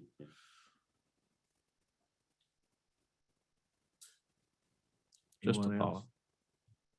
I've heard the same thing, Steve. And it is, and nobody likes to miss a Christmas parade, and I think it's part of your community, and it is very difficult to reschedule, like Demita said. There's a lot of moving parts to it, even, it looks very simple, but you have, yeah, like Demita said, our employees, for one, that it's tough to give up the Saturday during the holidays. And I don't like it any more than anybody else does, but it makes it very, very difficult. I know our planning for that goes on several weeks, maybe even 2 months. Maybe for next year, maybe we could have a contingency in place. Yeah. Say if it's not held on Saturday, we'd hold it on Wednesday. It's usually, Demita Johnson has a knack for being able to pick out the coldest day of the year. Usually, and we yeah. do it no matter what the temperature is. We Yeah, do it. I was looking kind of forward to it because it was going to be warm. Yeah. Yeah. So, Yeah. The other side of that is this. Again, appreciate what Demita does. And as Steve suggested, maybe we do it earlier. I'd also suggest that we do it earlier in the day than 1 o'clock in the afternoon. That's just a suggestion. We used to. Yeah. To do it 11. Yeah, we used to do it 11. Or The other earlier. thing is, I was only say this, I participated in the Montgomery Parade this year, Ansted Parade, and I'll probably do Mount Hope next weekend. The excitement you see on those children's face is worth it, seeing Santa Claus. And secondly, it tends to draw people into your town who might eat a hamburger or drink a draft of Tim's, whatever. But anyway, again, I understand what you said to me, and I respect that. We've actually had we've had a lot of calls that didn't like the daytime parade. Well, Because we've had it at night before, and those have always turned out, and we've had it on a night during the week, which is always. Mount Hope's is. at Which the night. only is problem always I, midnight. what I noticed, and Mr. Smallwood was there too, it's hard to see those floats and see those things at night. Isn't Mount Hope's at night? this Mount time? Hope's at 5 o'clock. Oh, is it? Well. Yeah. It's gonna be It's dark. night. Yeah. Yeah. It's night Yeah, at it's 5 dark. o'clock. Yeah. So maybe you look at 4 o'clock in the evening or something, We it- usually do it at 6. We line up at 5. unless the state would change, I- usually, but we can always change things. I like Steve's idea, schedule with a Contingency. contingency makeup date. The definition of extinction, the inability to accept change. So we won't want to become dinosaurs and extinct as a We result. change all the time. We We're change it always from changing, daytime. to yeah. Okay, well, nighttime. we're sitting here Daytime, discussing it. nighttime, all that. We're sitting here discussing, I'm hearing all the reasons why we shouldn't do it rather No, than why we can't. We've No, made a I'm just lot of saying changes to the Christmas parade it's through the not- years. I know, I used to watch Little Red Wagon. I used to help with lineups and so forth, but some of the suggestions here tonight, I think maybe may be good to consider. I mean, I'm all about considering it, but I personally cannot do a parade next Saturday. Huh? I personally cannot do a parade next Saturday. I have plans. I won't be don't in think town. anybody said do it next Saturday. I Well, just I mean, think for that's next year, we could. For next plan year. for that, Yeah, a that's contingency fine. date. We've never canceled before. We always go Yeah, one through. time. Remember? Maybe Icy- before. ice. Oh, ice storm. Was Yeah, that I had before an ice me? storm. Yeah, before Must have you. been, Yeah, because yeah. we had it one time and got criticized because we had it. Because it's dangerous. Yeah. Or any other comments, Ward 2? Smallwood. Yes, sir. There are several street signs off of Broadway Avenue that's faded that I think need replaced. Lincoln Street, High Street, and Harris Street. Those signs are faded out. Lincoln High Street and what's the other one? Harris. Harris Street.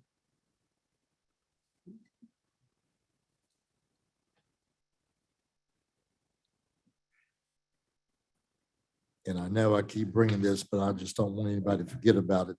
The James Ellis marker. Right. And also the lights at the Harlem Heights Trail and camera. Right. I brought that up several times. Is there a time that will be done? I can't speak for AEP on when that will be done, but they're hit or miss. Sometimes they turn right around and do something, and sometimes they take a little bit longer. And I think that's going to be a larger project for them. I'd look at probably this spring. Would you agree, Mr. Kirk? Yeah. And also, I think I've mentioned this before, at Oak Hill Avenue, at the intersection right there, the old State Farm building. I think it's falling in. This one right over here. Yeah. Okay.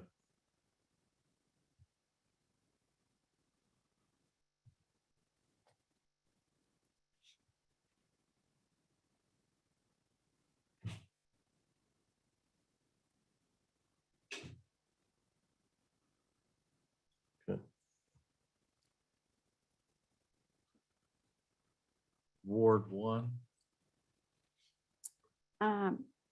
Mayor, I had a business owner contact me for us to reconsider the 1% sales tax. They are a business owner and just feel like it's an awkward time right now with everything increasing and prices are soaring.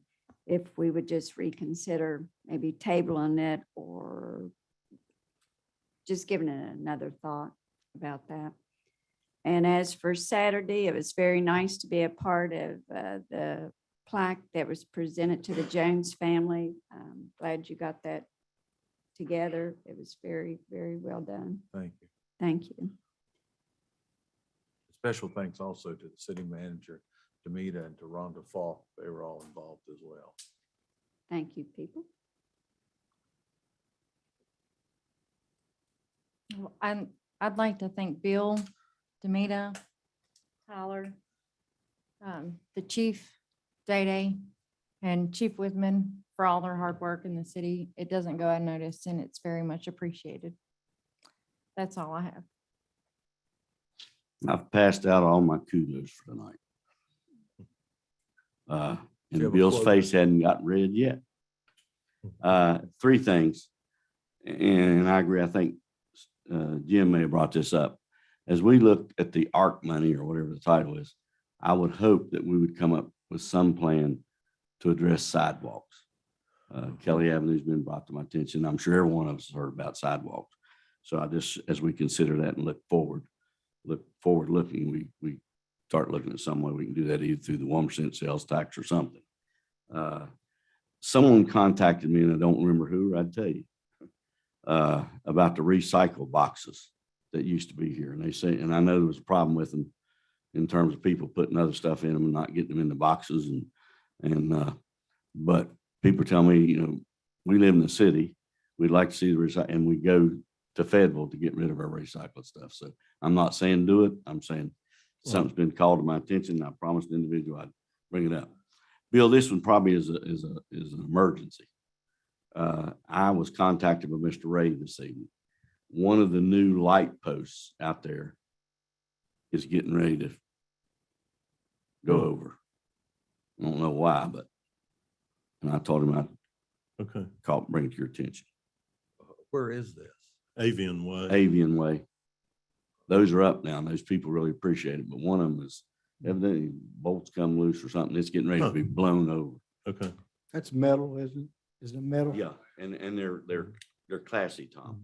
I don't know if you've been out there and looked at it, but again, Bill did a good job with that.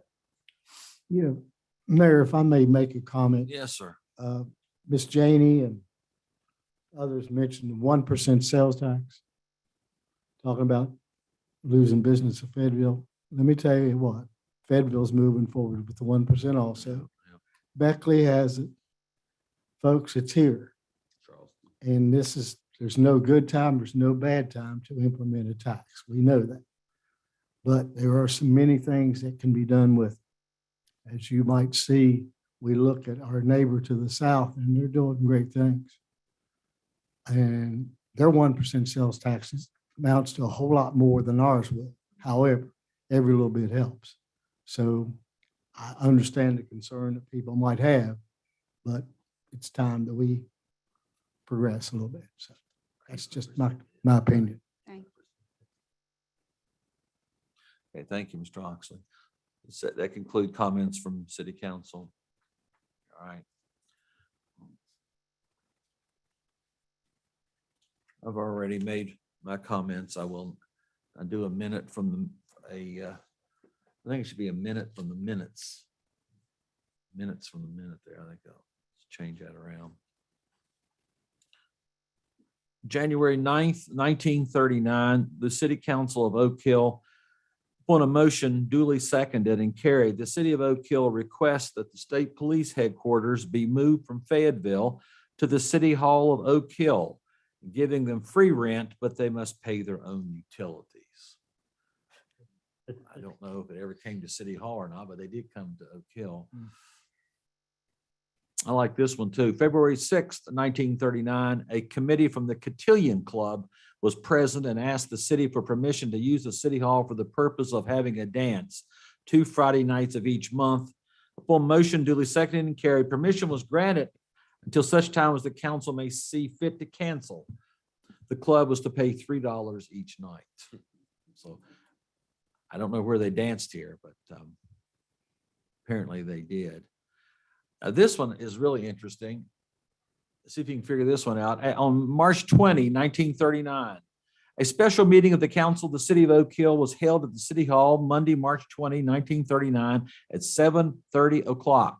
There being no business to come before the council, the meeting was adjourned. A special meeting is called and they show up. So there's no business for the special meeting. We go home. I don't know how they pulled that one off in 1939. And this last one may be of some importance to some of you. Maybe April 3rd, 1939, the city council ordered that an annexation election for East End be voted upon to regular municipal election on May 9th, 1939. The results of that election on May 9th, 1939, East End for annexation 827, against annexation 50. So East End was annexed May 9th, 1939 to the city limits of Oak Hill. So there you are, folks, a minute from the minutes of Oak Hill's past. I think we're going to have a 10-minute break, folks. Thank you. Necessary break.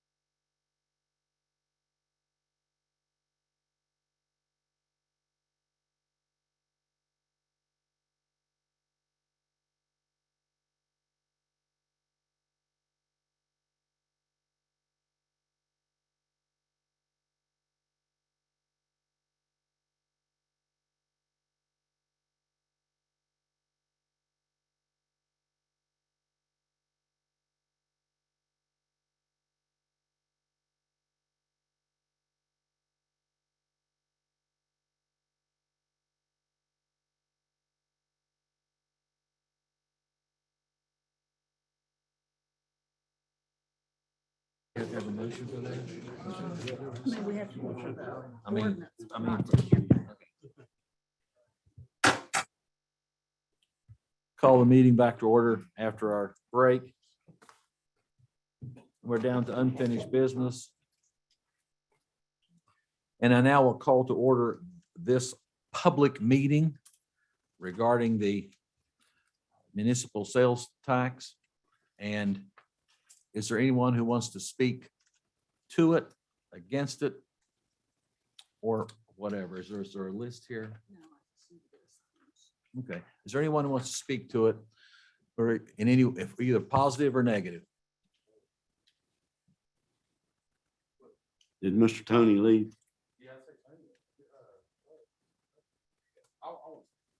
All right.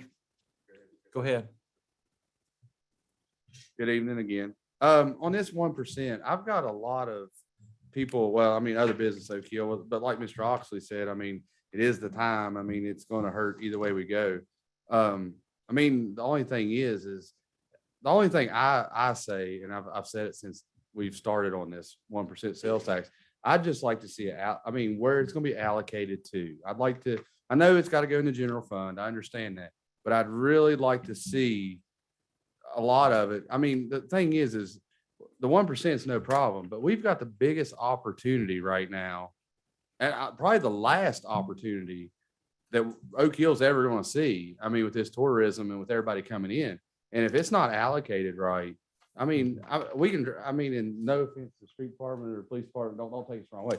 We can have brand new cars and brand new equipment and make it, you know, and everything like that, and have the best paid employees in the world.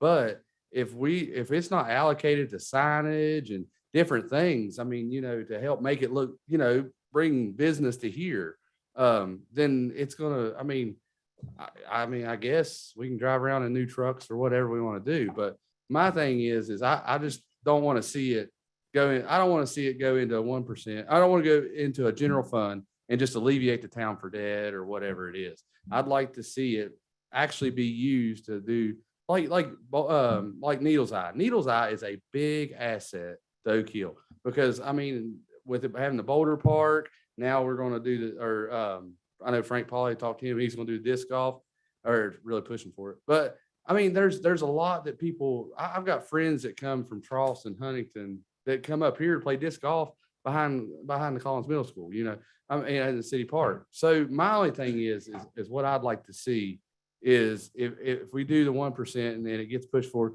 is let's do a plan for that money. I mean, let's make a plan to present to the community. Be like, hey, this is what we're going to do with this 1%. Now, it don't have to go in accounts or nothing like that, but it is, I mean, it is accounted for. So we can allocate it to where it needs to go. And I mean, I hope I'm making sense, but I mean, like, you know, one year, you know, do 300,000 and put fancy street lights up Main Street, or, you know, I mean, like I said, or put new side. I mean, whatever y'all want to, whatever we think it needs to go toward.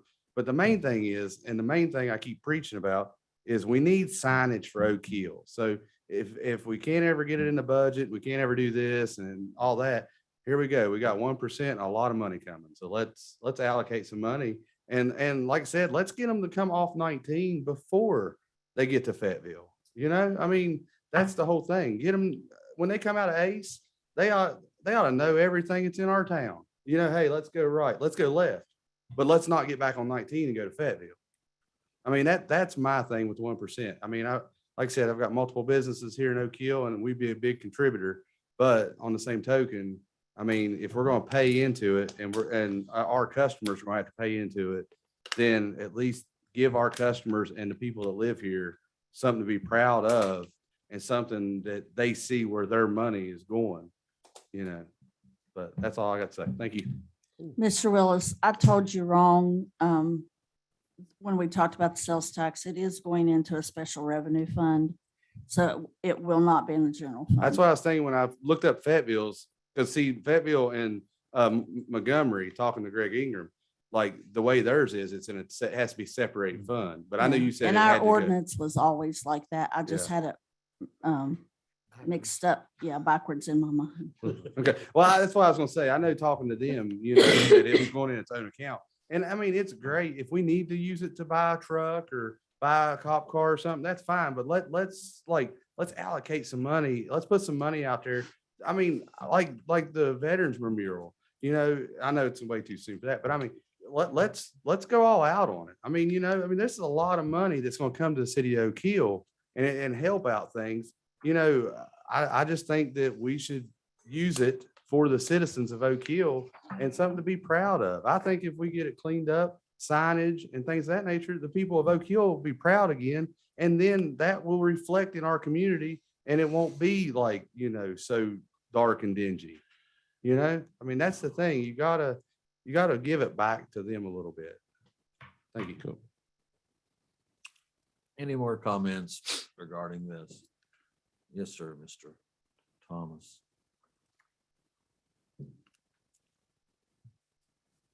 I'm Orville Thomas, former council member, long time ago.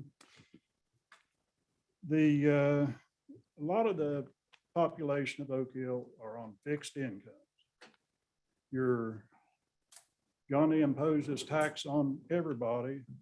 What is the percentage of the people that actually wants this tax? The parking on Main Street, you will have the problem solved by this tax. You won't be having the B&O tax. That's going to be dropping the B&O tax on the businesses. They're putting this on there. This evening, I know the firemen probably deserve their bonus, but you just allocated $5,000 on a Christmas bonus without even thinking about what you're spending this on. If you have that much money, you don't need the tax on it. That's all I have to say. Thank you, Mr. Thomas. Is there anyone else? All right. Hearing no one else speaking for or against it. We are out of that public meeting and we now move into number one. Mr. Hannabeth, did you want to request some changes here on moving things around? Yes, sir, but So, I Mayor, In this. opportunity for council to comment on this. Yeah, we need a motion, probably. Well, I'd like to make some comments. Number one, I agree with Mr. Oxley. I am for this tax.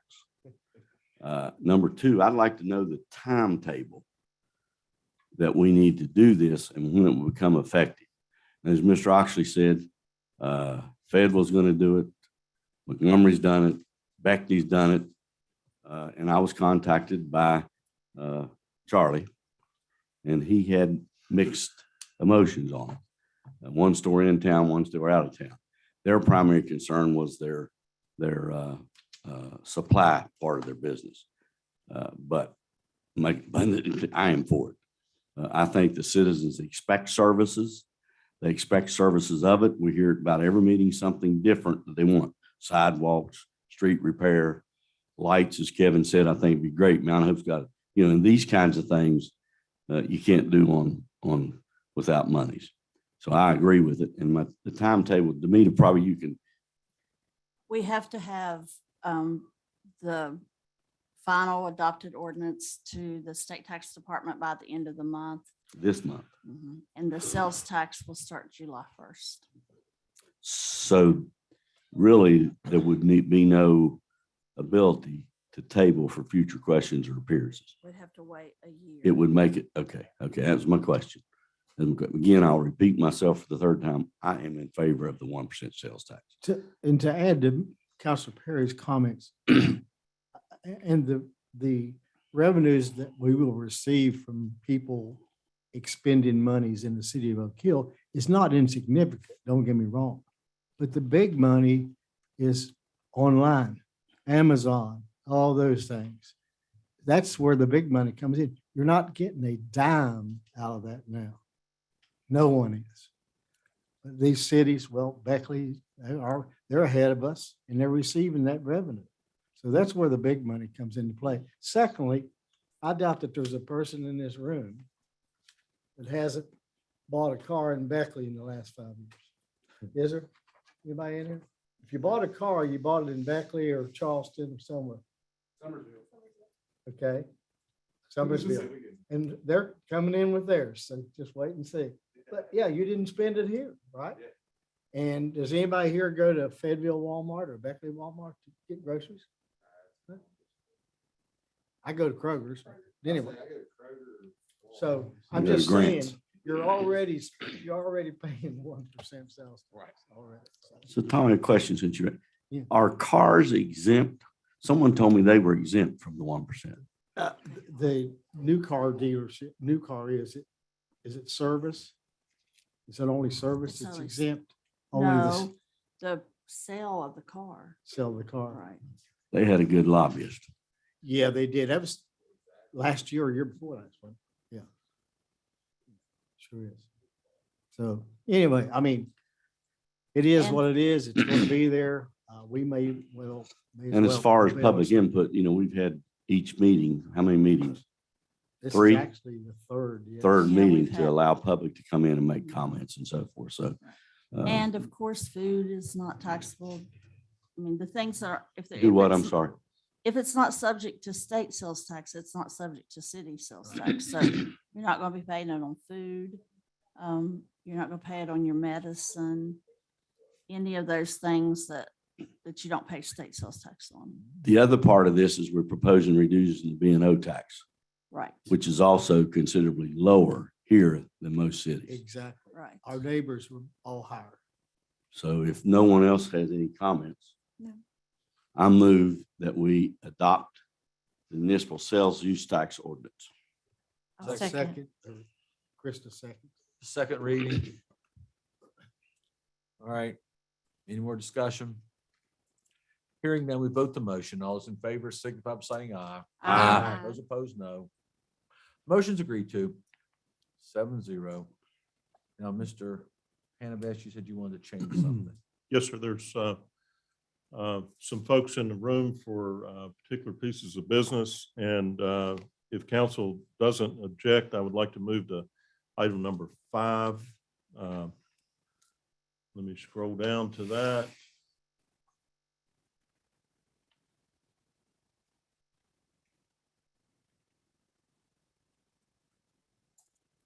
Okay. And the item is a consideration to adopt a resolution for the city to demolish the structure located at 137 Broadway Avenue, owned by Aaron Runyon, and Mr. Hara is here to represent Ms. Runyon. So if the mayor chooses, you may call on Mr. Hara. Yes, sir. Mr. Harry, you may come up and present your discourse. Thank you, Mayor. Yes, sir. Members of council, good evening, everyone. I appreciate you taking me out of turn. You didn't have to do that, Bill, but I do appreciate that. I want to commend you for the good work you're doing here for the city of Oak Hill, first and foremost. I've enjoyed listening to the meeting. I've sat in my fair share of meetings over the years, and I just want to commend you on the good work you're doing. I am here for Aaron Runyon, and she is a client of mine, and I believe you folks are familiar with the property located on Broadway Avenue. I want to talk a little bit first about kind of the process and what I had to do to get Miss Runyon full ownership of the property. We finally were able to do that last week. Okay, so Miss Runyon closed on this piece of property some years ago.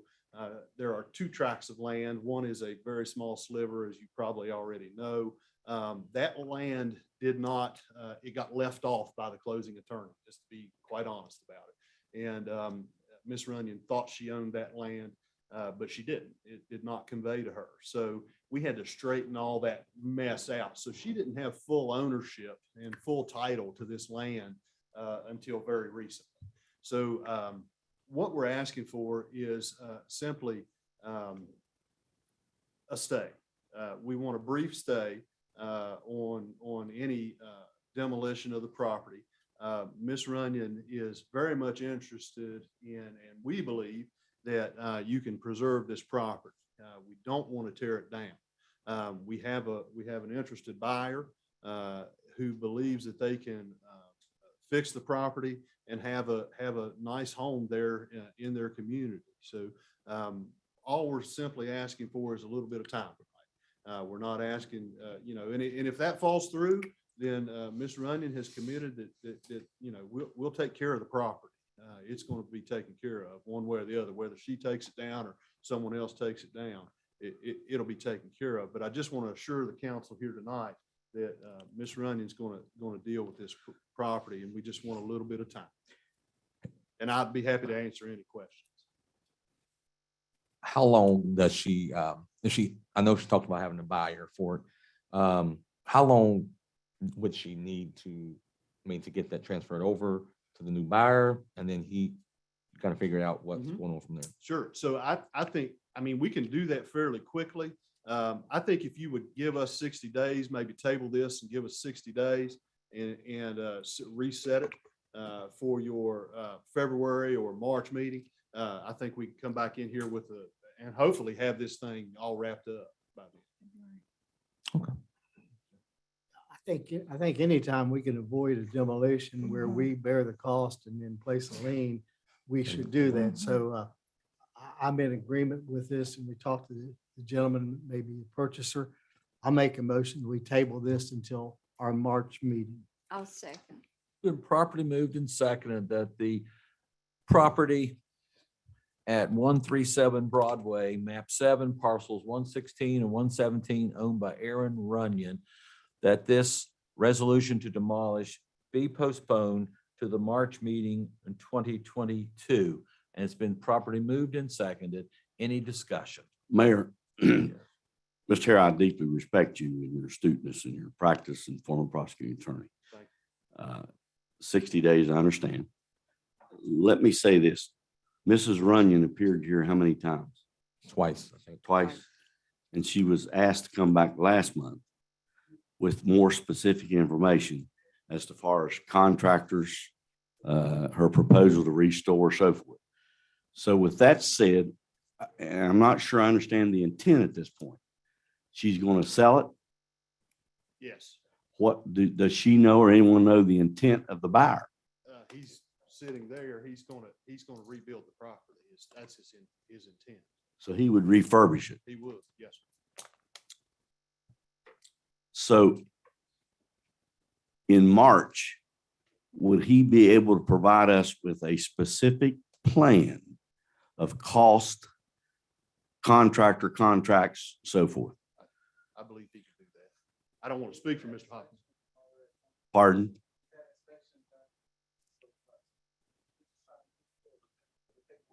I understand. But again, let me say, would you be able to come back to us with specific dollar amounts, a contract for refurbishing, or you do it yourself, and cost estimate for refurbishing? And your intent for the property would be to refurbish, to resell, or occupy? So with that said, I move the question. It's a win-win, right?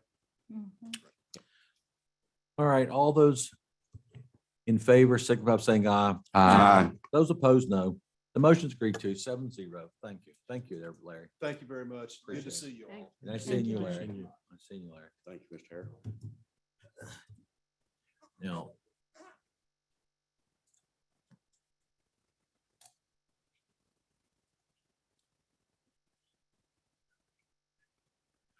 I like for the minutes to reflect the specific questions I asked. Please. That he gave the affirmative that he would be here in March to. Cost estimates and plans. Right. Mr. Hannibal, is there another item you want to move? Yes, sir. On Zoom with us, and I believe an employee in the audience too, for Property Traders, owner of property located 526 Gatewood Road. And this is, let me find this, item number 3. Mark, can you hear us? Yeah, I have you on my phone. Do you hear me okay? I can. That's Mr. Love that's on the phone. And there was a document, I received it today, so council may or may not have had time to review this. I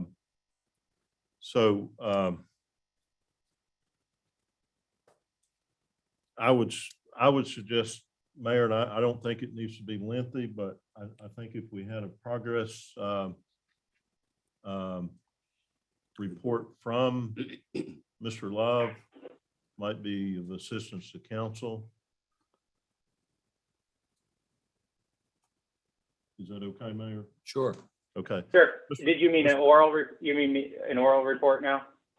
Yes, sir. Okay, no problem. Are you on the phone? Can you see? Yes. Okay. Highlighted report. Yeah, this is the report on the that I received by email. Okay. That's on the screen. Yeah, just the highlights, Mr. Love. I'm looking at the same thing. So we can skip this executive summary. This just goes back to our business model, what we do for the community, why it's good to rehabilitate properties that are of a lower class, bring them up to a rentable tenant class, which is your B class. And then we get the scope of work. This is the deliverable that was requested. There was 2 deliverables requested when the order of demolition was changed to an order of repair. The first one was details on the scope of work and cost estimate. So starting there, as you can see, we've got a scope of work that follows the prior licensed inspection report that was also submitted to council. So we've taken those elements that were concerning to the licensed inspector, we've elaborated them, and that's what we've got in order here.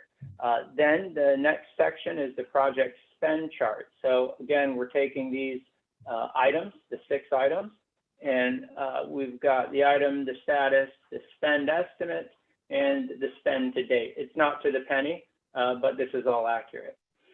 And then we added a row number 7, it's other stuff that might come into play. So this is the spend estimate deliverable that was requested. I'd like to scroll down further. I'll be as brief as I can.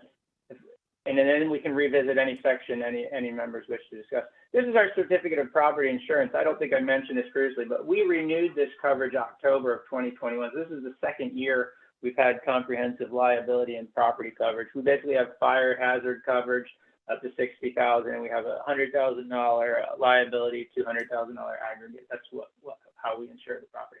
All right, next you get to, beneath that, you get the Gmail from our architect. The other thing that was requested was a blueprint.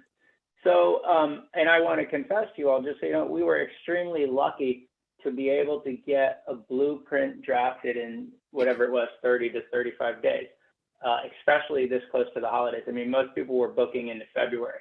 But here you have the report. And if you look at the email that the architect sent prefacing that, I think this is of utmost importance. This goes back to that email. He put 3 bullet points there. And the 3 bullet points that he listed there, I do want to highlight, they align with the structural report. I can just read them off here. He says stress cracks exist in masonry walls in and around the building. This is not a secret. This is due to foundation settlement, etc. There was one issue that he thought was the worst one, was in the basement. And he said more could be done with further evaluation. But, and we'll get to the picture section as well, not to mislead you. These stress cracks, these are common. They weren't severe. You can't push the building over. These are just maintenance items. Then, most of the fire damage is to the front wood ceiling joists. Damage to the roof rafters is minimal. That's very important as well. I mean, the joists are what you hang your ceiling drywall to. The rafters, in contrast, are what directly support your roof structure and what you fasten your roof decking and your roof materials to. So that's good news. The fire damage, mostly superficial. And when you look at this architectural report that you're scrolling through, if you go to the top floor, not the basement, it identifies the fire damage section. And it essentially constitutes, if you do the math, I know there's been a presumption that this building's heavily fire damaged. It's really not. If you do the math, we're talking about I have it written here, approximately 752 square feet of fire damaged. And a lot of that is just smoke damaged of a 13,000 square foot building. So we're talking about 0.05, 5% of this building has the effect of fire and or smoke.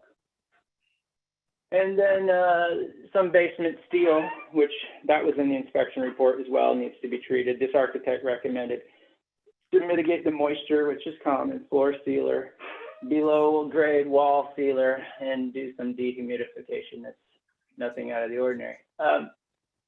So to support those cost estimates and things, I have a new contractor quotes at the bottom of this, but let's go to these pictures. I know the board wanted to visit the building at many points in times, and going back to that architect's note, and you'll see it from another contractor as well. They both said, get your junk out of there. That's what they said. You know, I mean, if you look at that first picture, I mean, the block, the structure of this building is, I would say, nearly entirely flawless. I mean, these are very, very well preserved structure. We have the cracking on the outside where it's been weathered. But the biggest issue that we have, and I was stressing that in the last meeting, but I think it was underestimated, is we don't have structural problems at this building. We have junk problems. We have trash. We have years of stockpiled garbage. And it's no mystery why it was stockpiled. If you look at my dumpster bills and receipts, we've already spent a fortune just on trash removal. It's not cheap. You know, I had another project where we had to demo this massive roof, and we had a $25,000 debris demolition bill. I mean, this one's edging up there already. I don't know if we'll get to 20,000 in demolition, but I mean, this is serious. You know, when you take stuff to the landfill, you have weight things, you have special handling costs, you got your dumpster fees, and then you got to pay the guys to put the junk in there. So, you know, where we're at, just to be clear to the board, I was stressing this last time, the repair can't happen overnight. And if you look at these contractor quotes that are going to be at the bottom, they're saying, get the stuff off the walls, get it out of there. And then we can really fine tune and go through everything, you know. So I've engaged with Finley Contracting, and I'm going to get them started already on what they can do on the outside, the weathered things. And they're going to repoint the block, they're going to seal it, weatherproof it. You know, we're going to be good on that. As for whether or not there are additional structural problems in the corridors of this 13,000 square foot building is really to be determined when all this stuff's out of there. But I don't suspect there will be. You know, we don't have weather breaches in these tunnels and corridors. There's several compartments and rooms. We just have a lot of trash that's been stored. Then at the end of the pictures, we've included the 700 square feet of the fire damaged roof. As you can see, like in some of those roof areas, you just got smoke on the ceiling paper. And, you know, other than that, you have a clean stud. So that, you know, they went through there and knocked on stuff with a hammer and that sort of thing. I have an estimate from a roofing company that's pretty expensive. You know, to be transparent with you, I wouldn't just pay that estimate on its face, because obviously, you know, we need to fine tune it. I think my job is to obviously keep costs down, but in other words, it's not a devastating job here to deal with this fire area, the burned area. So get down to just that's the inspection report, which you've already seen. And I want to clarify some of these photos on the inspection report. I know you already breezed over them, but some of those photos that you're seeing of cracked block and cracked stuff, that's stuff that's out of here. That's not part of the building structure. If you're familiar with the property, it was involved in the cattle business years ago. And I mean, that stuff is more or less, you know, an ancient Greek relic where there's not going to be a use for it. That's just more demolition and debris costs where we knock down these loose, they're calling them train walls here because there's an old steam engine back there, but we're knocking down these walls that are doing nothing and hauling that heavy material out and paying dump fees. So But then again, that's not part of the building's main structure. That's just stuff in the backyard. There's some trees that have fallen on that stuff over the years. And then we get down to our quotes. As you can see, Finney General Contracting. These contractors have different approaches. You know, Finney wants to do, they want to do things at a rate of $100 per hour. That's okay. The point tuck block, the extent of it, we pretty much know minus what we don't know. In areas inside that are just covered with junk and debris. Then we have the Morgan Conley roofing, which is, they're estimating here almost replacing every board in those fire damaged areas, which I don't, according to the architect's insight, I don't think that's going to be the case, but you know how the contractors are. They don't want to say less, and they don't, you know, no one likes to then change on you and say, oh, it's triple the price. So they go high there. And then I have the other contractor here that I had an agreement with previously, and that was United Specialty, John Slaughter. And his business model is, you know, I don't care what I do for you, but we're gonna engage at $6,000 a week. So that's another option for me to look at. You know, you got folks billing at an hour, you got folks bidding by the job, and then you got John Slaughter, for example, saying, pay me by the week. And we've got all the specialties, and you know, and that might be something to try to see what does $6,000 really get you for a week, and that could be the bang for the buck. You know, no telling. But that's kind of my job, is to try some of these. I'm going to start with Finley, get these contractors involved, make sure they do what they say they can do, and that sort of thing. The last thing I'll leave you with, because I don't want to take up too much time, is the biggest problem we're going to have, and I know this from working with properties in Maine, is once this winter comes around, you know, that there's few and far between available contractors and folks that want to work in these cold climates.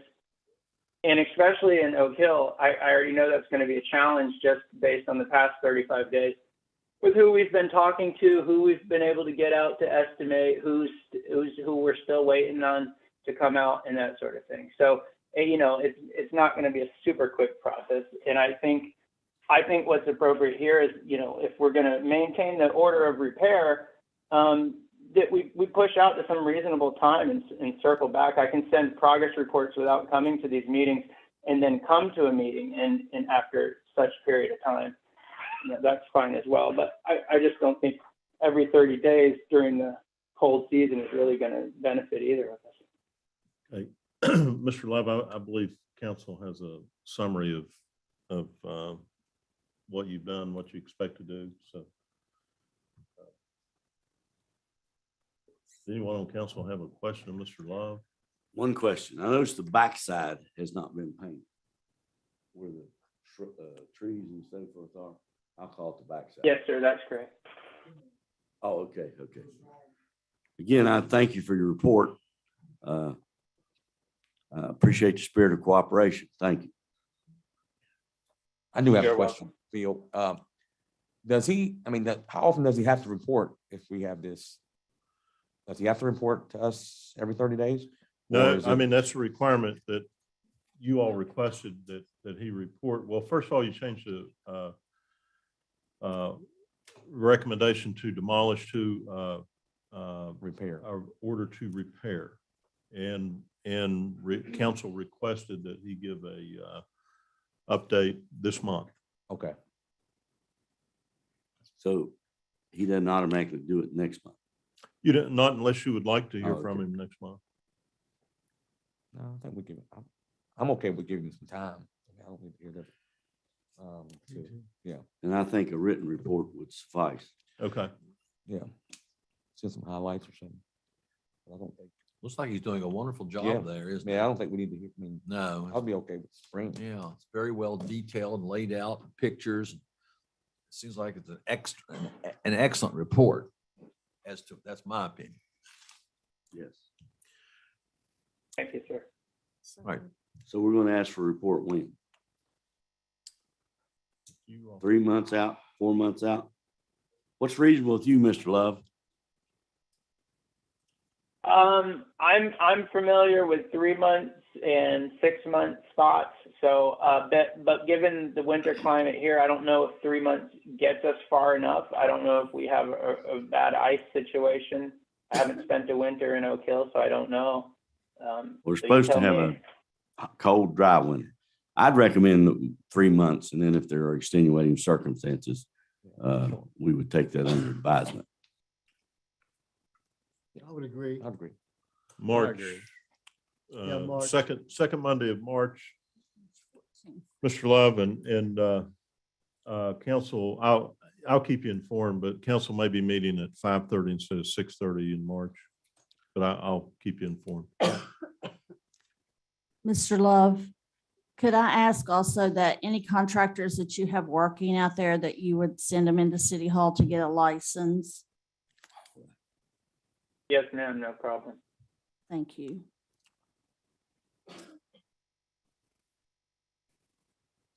Moving right along. Well, there's that number 3 for the property traders at Gatewood Road. Is there a motion, a second for this? That what? It's noted here, a motion and a second for that. They're just saying report. I don't think we need a So motion. you're not going to, Report, there's no yeah, motion I you think want? everybody understands there'll be a report in. Okay, so we can scratch that. Okay. You know, Mayor, I'd like to ask Bill that we reorder it and let Dr. David present 18 next. Did you intend to do that or? I do. Okay, I'm sorry. So what are you moving now? Number 18. Well, I got a quick question before he goes. I mean, are we gonna I know we have CVB back here. I mean, no, she needs a report as well. She's number 2 on the agenda. Oh, I'm sorry. Kind of skipped over. That would be next, after Yeah. 18, I think. If we agree to reorder. So we're moving to 18? And then going back to 2? You want I'd to go to say Or we go to 2? CCV may require more discussion. All right, 18 then. Consideration of letter of support for Southern Appalachian Labor School's proposal to the Economic Development Administration titled Coalfields Workforce Construction Training. Dr. David, you want to speak to that?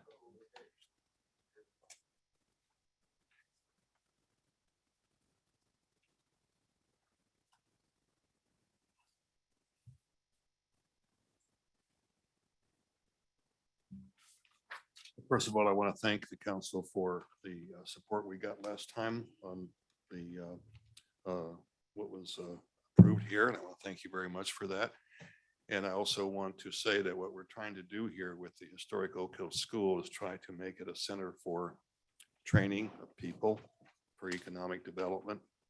And as I go through these proposals that have come down, like I went through one yesterday, 100 and some pages of regulations and things you have to do.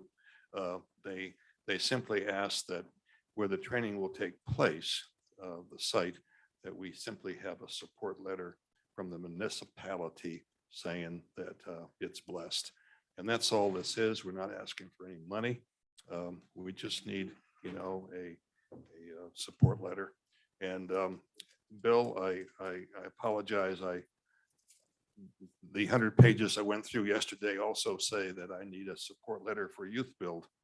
I'm just tossing that in. I don't know if it's appropriate or not, but it's just one of those things right now that's coming down with all this proposal stuff. And you're probably reading all these proposals yourself and all these RFPs and different things. And it's overwhelming for me. But that's basically what we're trying to do. I would move that we provide both letters to, if it's appropriate, to Dr. David for his grants and proposal for Youth Build. I second the motion. Property movement, second. Any discussion? Yes, sir, Mayor, if I could. Yes, Can sir. you supply a Word document with those 2 examples of those 2 letters? Yes, I can. I'd be Okay, glad thank to you. do that. And thank you very much. I appreciate your consideration. We're trying to move things forward here too. Any more discussion? Hearing none, we vote the motion. All those in favor signify by saying aye. Aye. Those opposed, no. The motion's agreed to, the 7-0, which now we go back to, is it 2 now? Yes. Correct.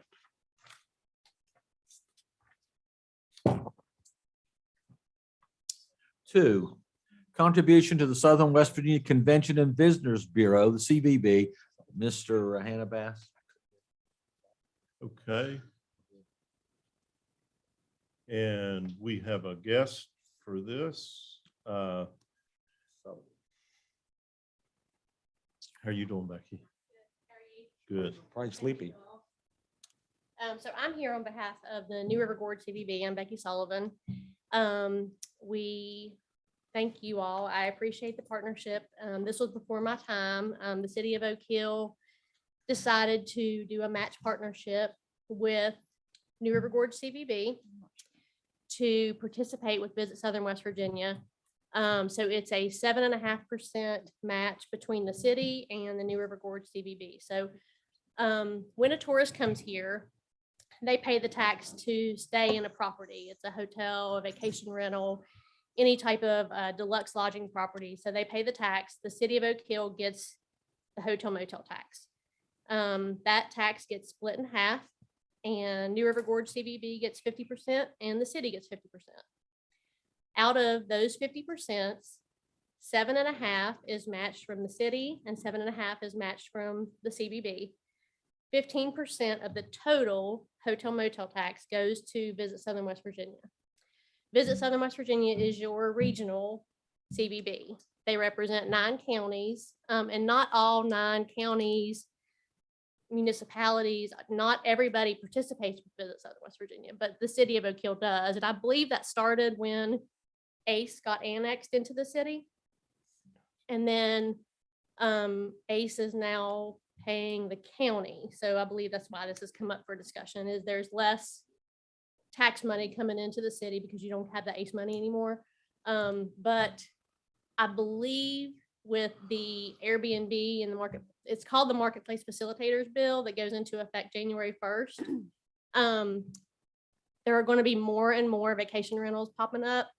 There's going to be more tax money coming into all the municipalities and the counties from this.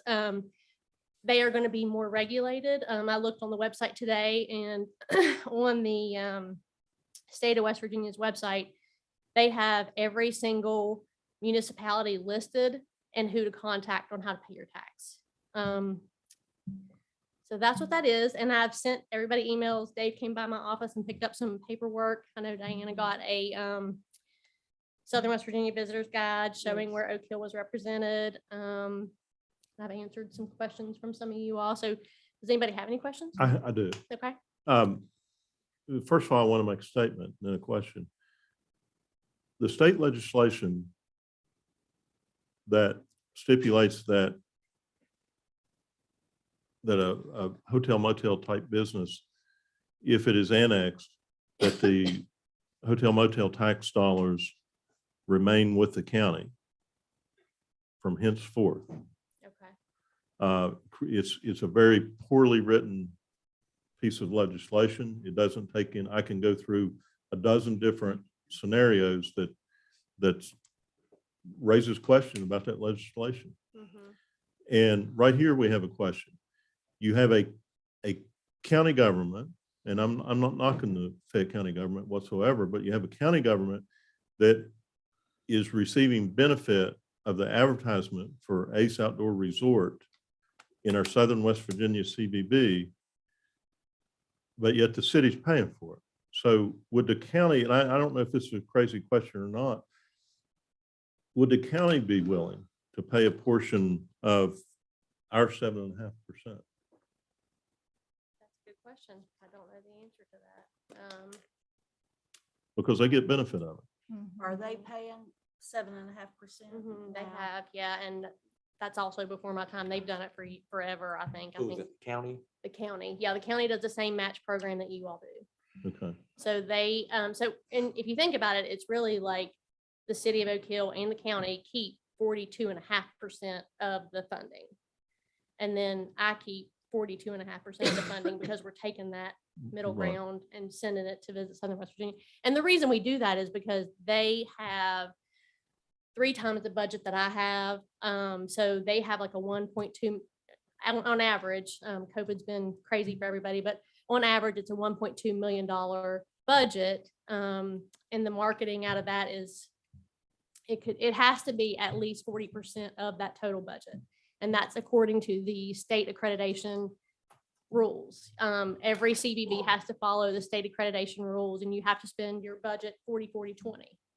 And 40, at least 40% has to be spent on marketing. So it just gives you a bigger playing field. the only people that will hurt from this will be your lodging properties. Right. Yeah, only the lodging properties in city limits, because Cafe 110 can still belong to Visit Southern West Virginia because they're a membership-based organization.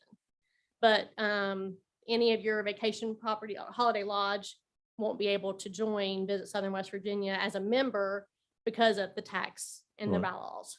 Right. Does Anstead pay additional percentage, Becky?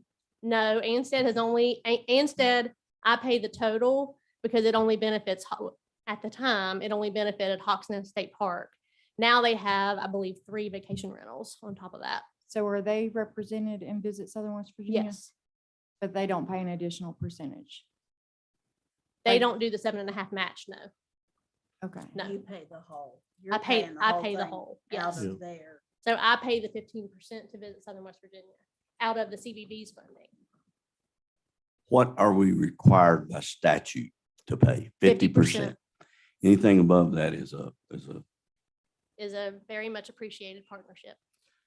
what is your governance structure in terms of the board and whose composition and so forth? The board structure currently, Yes. it's changing January 1st. Okay, You want to know how many by county and how many? kind of give me some idea, yeah, please. Oh, my gosh. You Or want right within now, the, you or want within, in the county. Before we make a decision, I don't, How many representatives I have in the Yeah. county? So. maybe I don't know what I'm asking, but Well, 2021, my board members, I believe I had 7 from the county. and those 7 were from where? I would have to pull up my list. And Were there look. any there from Oak Hill? Now, yeah. So I have City of Oak Hill representatives, I have county representatives, I have Anstead representatives on the board. Right, You're talking about my board, not Visit Southern West Virginia. right. And Is that Fayetteville. right? What's that? And members, Fayetteville. He's asked about the membership. Like, Right. On the New River Gorge CVB, I don't have a membership. Are you talking about the board of directors? yeah, Yeah, So board of directors for 2021, we had 13 to 15 board members total. And we had a city representative from Oak Hill, a town of Anstead representative, and a Fayette County representative.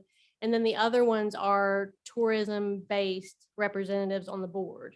is that the position I occupy or is that someone else? You are now, yes, you replaced Missy Wilshire. Missy Wilshire was our city rep. You are now the city rep for Oak Hill on the CVB board. Okay. What is the responsibility of that board? They are the governing board of directors for the CVB. So they oversee the financials, the budget, make decisions on behalf of the CVB. and- Solely. Yes. Yeah. So I am an employee of the board and I have I have 2 staff members, 1 part-time and 1 full-time.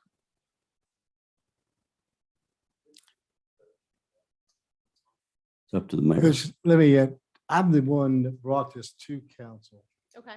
because reading the website that the Southern West Virginia CVB had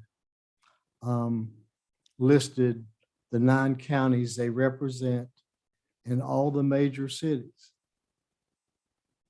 Oak Hill was not even listed.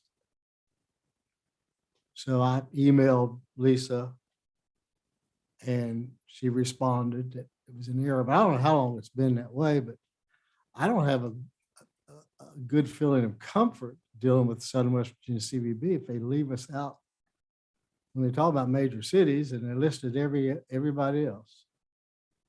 It's in that 9 county region. So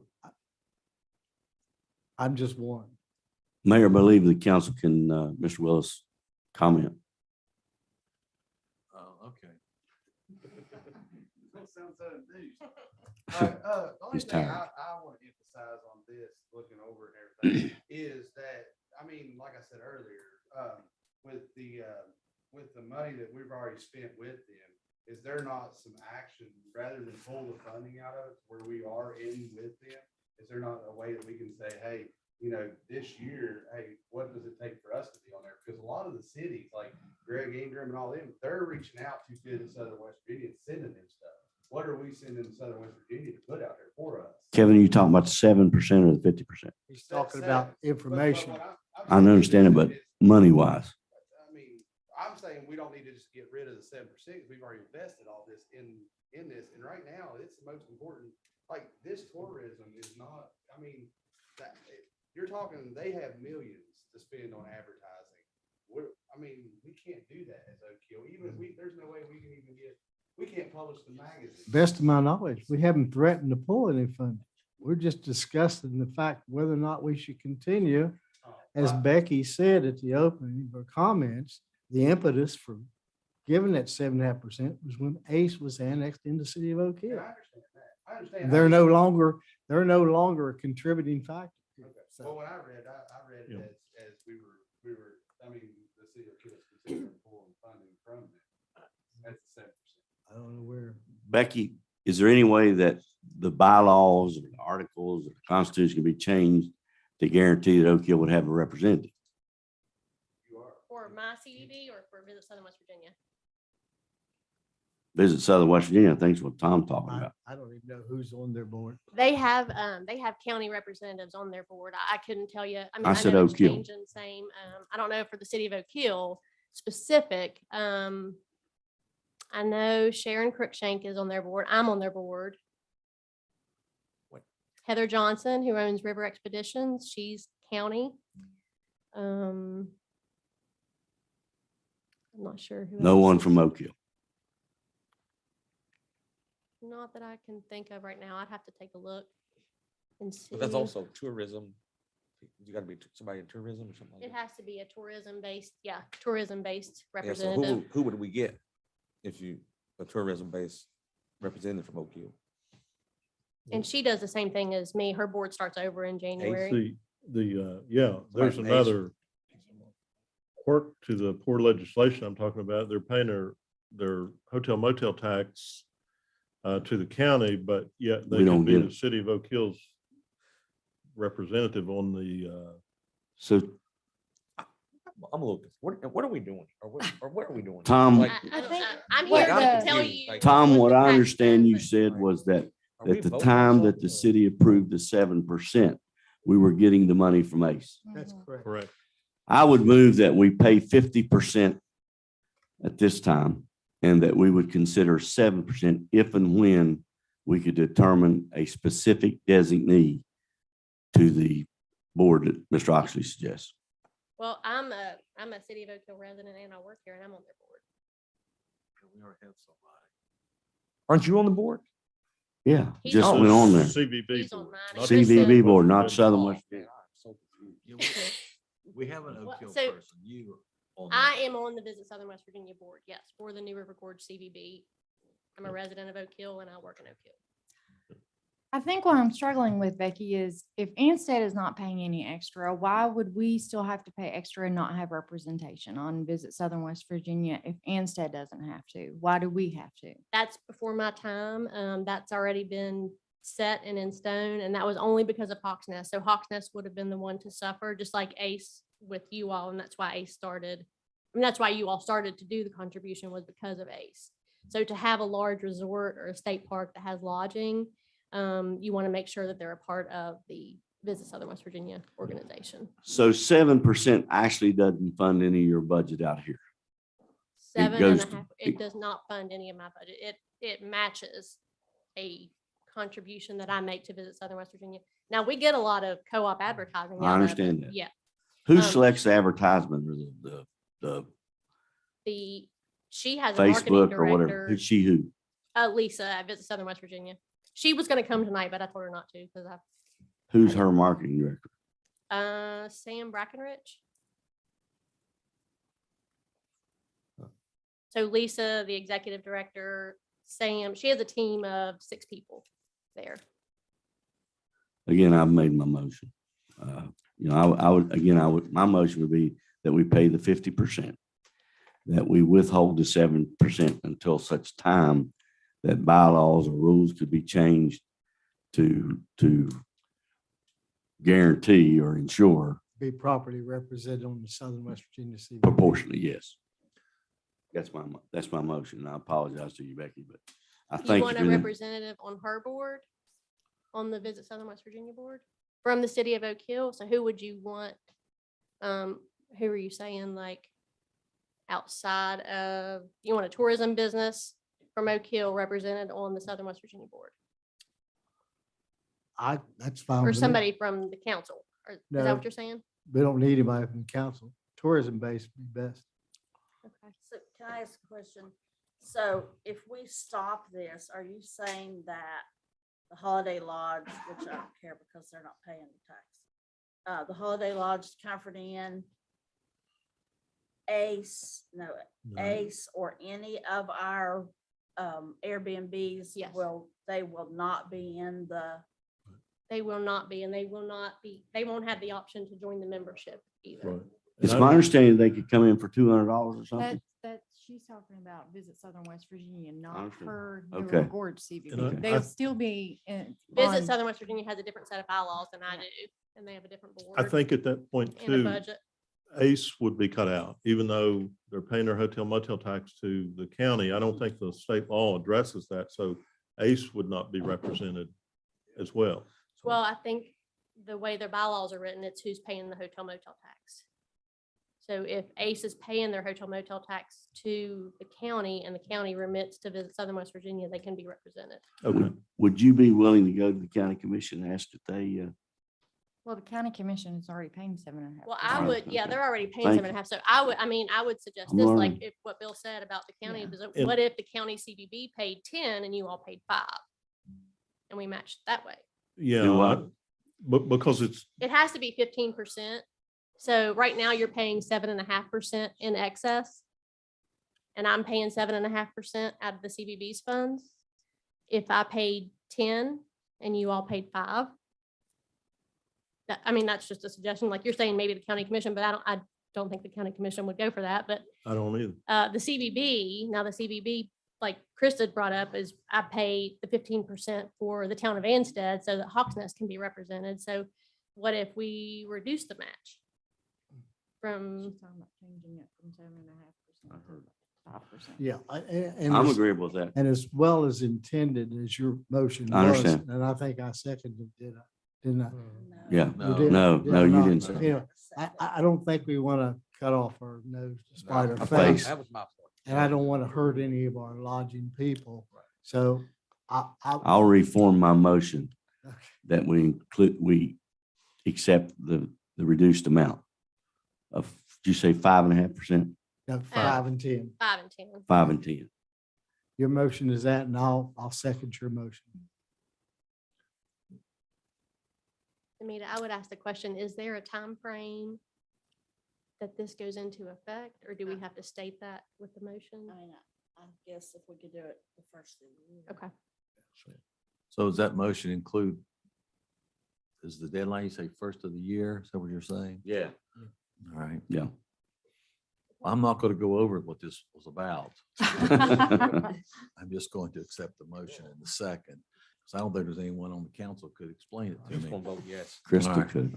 Maybe Krista. We have one person who can understand all the intricacies of this discussion. Move the previous question. I agree. Yeah, I would have a hard time, I think, trying to revise Visit Southern West Virginia's board structure and their Gotcha, no bylaws. problem. We Yeah. just want to make sure that we're fairly represented. Right. All right. That's the biggest question I have is who is gonna make sure that Oak Hill is getting their fair shake? Not just on Visit Southern West Virginia, but on your website, Becky, and on your Mhm. Facebook. I mean, we're all working hard in this community, Mhm. so we just want our fair shake. Becky's representing Southern West Virginia, right? Visit Southern West Virginia. New River Gorge I'm New River CVB. Gorge CVB. I'm I Fayette thought you County. told me you were on that. She's She on the sets- board. she Oh, I'm the sits on the board. board. Yes, I am on the board for Visit Okay, Southern West all Virginia. right. You're I was right. right then, Yeah, right? you're right. Move Thank on. Yes, I am on the board for Visit Yes. Southern West Virginia, and I am the director for the New River Gorge CVB, which is in Fayette County, Oak Hill, West So Virginia. the question's been moved. Yes, I'm getting to that. All those in favor signify by saying aye. Aye. Those opposed, no. Motion's agreed to, 7-0. Thank you. Thank you. Thank you very much. Okay, We're on number 4, is it? Mayor, Okay. Item number 4, item number 6, and item number 7 is the same action to consider on 3 different structures. So, But it's 4 is a bid Bid opening, isn't it? oh yeah, that's right. 6 We and went So over 7 that. are 6 and same. 7 Yeah. can be together, Okay. can't they? Yeah. Let's do the bid opening. All right. We'll do number 4 first then. Yes, bid opening. Okay, this is the first house you come to on your left as you arrive in Minden. And I have a sealed bid. Appears to be from Empire Salvage. It's unusual. Very unusual. Yeah. Extremely rare. New kid on the block. I think there were, Have office space down there. contractors have to fill out a notice of intent to bid, be eligible to bid, and I believe there were 4 in this case that were submitted, but we only received 1 bid. Probably 2 years, 1 year. Just start.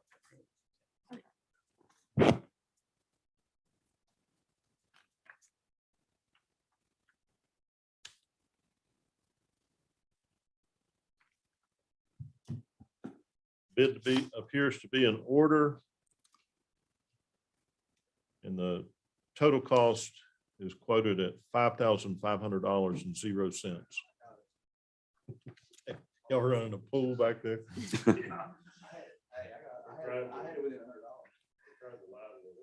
I'll make a motion. We accept the bid of $5,500 from Empire Salvage and make that award. A second. Properly moved in second that we award this demolition at 1119 Minden Road to Empire Salvage of Bluefield, West Virginia. Any discussion? Hearing none, we vote the motion. All those in favor signify by saying aye. Aye. Those opposed, no. The motion's agreed to 7-0. Mayor, I move that we accept the adoption resolution to demolish the structures in items 6 and 7. I will second that motion. All right. Item 6 is to demolish the structure located 312 Main Street owned by Joy Lynn Farish. And number 7 is consideration to adopt the resolution to demolish the structure at 40 Cherry Lane owned by Candida Kincaid Fruit. And it's been properly that these will be voted jointly. And there's been a motion. Was there a second? Yes. Second, Mr. Oxley. Any discussion?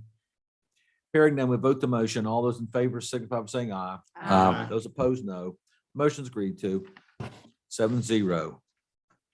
Now we're down to new business, consideration to repair the scout cabin. Okay. The mayor, Charles Smallwood, and Mr. Perry met at the cabin.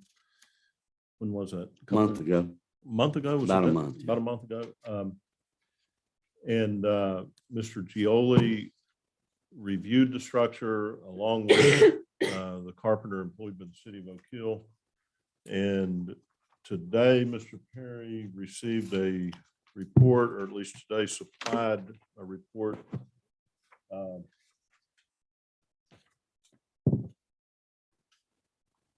from Mr. Gioli. And I think that it's pretty costly. It's somewhere around $280,000. I believe that's low based on, You're in the ballpark. I don't even think it's in the ballpark. I believe it's low. Oh, well, Yeah. it could be. Yeah, Yeah. the city person said it could be up as high as 5,000 or 6,000, not 600,000. Yeah. You know, I would recommend, and we made the motion, the mayor and I talked about early on, about 3 or 4 months ago, to stay the demolition. I would, you know, and I've talked to the persons that contributed the money for the study, and I compliment them in their interest. And since I've talked to them and shared the report this evening, I would recommend that we demolish the scout cabin. That is cost prohibitive. And those persons that gave the 100 aren't willing to give 19,000 apiece to underwrite repairing it.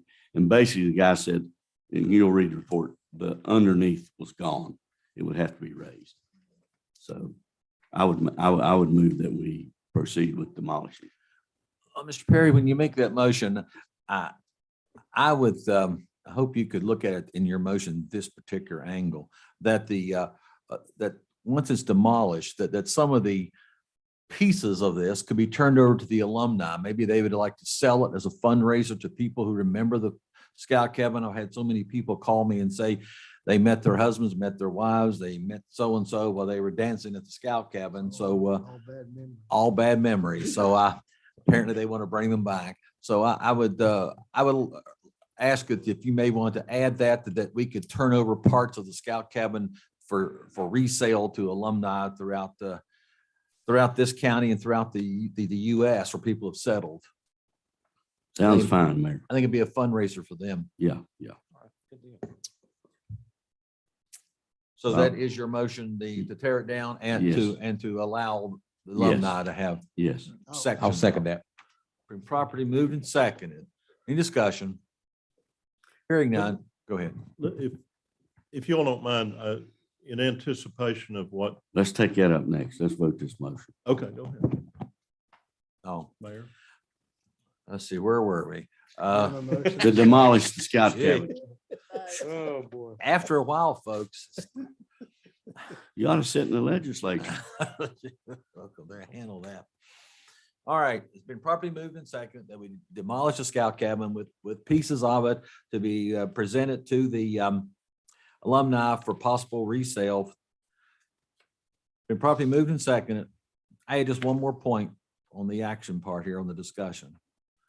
Some years ago, my uncle left $100,000 to the city of Oak Hill for recreation. And I think you named the scout cabin after him, my uncle Jack Wright. And if there's a way I could buy that plaque that's hanging in there, the Jackie Wright Scout, we never did call him that. Mayor, if we vote this motion, I have another motion All right, that you may okay. appreciate. All right, then, I just want to throw that in. I would like to acquire that for the family. All right, those in favor, signify by saying aye. Aye. Those opposed, no. Motion's agreed to, 7-0. Mayor, I have a second motion. Yes, sir. I would like to ask that somewhere in or around that site, that a kiosk be set up that has a picture, and perhaps that plaque become part of that, and or you have the option to buy. Well, for my uncle. Yeah. Yeah. All right, you've heard the motion. This is tied into the scout cabin. You heard the motion. Is there a second? Second. Any discussion? Hearing none, we vote the motion. All those in favor, signify by saying aye. Aye. Those opposed, no. Motion's agreed to. Thank you, Mr. Perry. Mr. Manager. Okay. Thank you, Mr. In anticipation of the action that was just taken by council, it was inevitable, I believe, in my opinion. It's a little bit of a piece of bad news. We're losing a structure that a lot of people have enjoyed in Oak Hill through the years. And we anticipated the struggle you would have with it. It's been a struggle. I wanted to tear it down in 2018. So it's been a struggle. But in anticipation of that, your administration's come up with an idea to create some memories for a new generation. And this is a rough idea. There's not a lot of final estimates and final design work and that sort of thing. It's a footprint right now on a map. And much to the chagrin of the Director of Public Works, we would suggest a skate park. And it's footprinted. And I believe you all have a placemat size handout of this in front of you. Shifting the playground area over a little bit, 18,000 square foot skate park. And there's some examples in the border of this photograph. And also, I don't think we have enough basketball courts in Oak Hill. There's some, but not enough quality courts. And there's a little bit of a problem with this moving forward, but I don't think it should be a large problem. This basketball court, as illustrated on this map, is actually mostly on the Lewis Community Foundation property. I don't, They ought not. that would be coordination with them, and if they're not in agreement with it, then maybe we can move the basketball court to another location, but Let me say that Mr. Hannibal didn't take this on his own. I mean, he's followed up, but the day we met, we discussed it and asked him to have an option available for council to consider. So I think, you know, in the interest of children, and you hear people constantly saying, we don't provide anything for the kids. We don't provide anything for the kids. So I would move that we authorize the city manager to proceed with bidding and whatever's necessary to bring this to fruition. I'll second. Now, where is that on for, is it on the agenda for a vote? well, I it's don't- the replacement for the Yeah. scout. Okay, okay, so you go pull it into that one, okay. That's, we can slide that one in there then, okay. Mayor, I have a question. Who came up with the name Berry Lane? That's just an example. Oh, okay, That's just an okay, okay. example All of right. the program. Yeah, all right. I'm just getting ready to say now, you know. Can you repeat the motion? I move that we authorize the city manager to proceed with bringing to fruition the completion of the skateboard park as far as design, bids, so forth. That would include basketball court. That would include Yeah. the And basketball. pavilion and some new Yeah. playground. Just, yeah, yeah. Okay, just Leave it. whatever. The whole, This whole thing. Yes. I'll second that. Have been properly moved and seconded that we empower the city manager to proceed with the plan as he has presented here tonight regarding the city park and the skateboard park and the basketball courts and those kinds of, and the pavilion and those kinds of things. That's interesting. When I was at the fire department's dinner Saturday night, Mr. Oxley, Mr. Perry, Mr. Hazlett, and I were all along those one or two tables, and we had a young firefighter came up to Yeah. us and said, we need something to be done about soccer and something to be done about basketball. And he went on with some real pertinent comments. And I had prepared to bring those up tonight, but Mr. Hannibal has beaten me to it with this proposal, which is really good. So I know there's a need for it. I know people are wanting it because he gave us a real long discussion there, didn't he, Mr. Perry, as to Yes, he what did. we needed, and it was well received. He's gonna be upset that there's no soccer field there. Yeah, not. But there's not room enough for us. Let's put a No. goal where they. They can can play, go. yeah, put it on the football Mayor, field. if I could make a comment during discussion too, I don't want to sugarcoat this.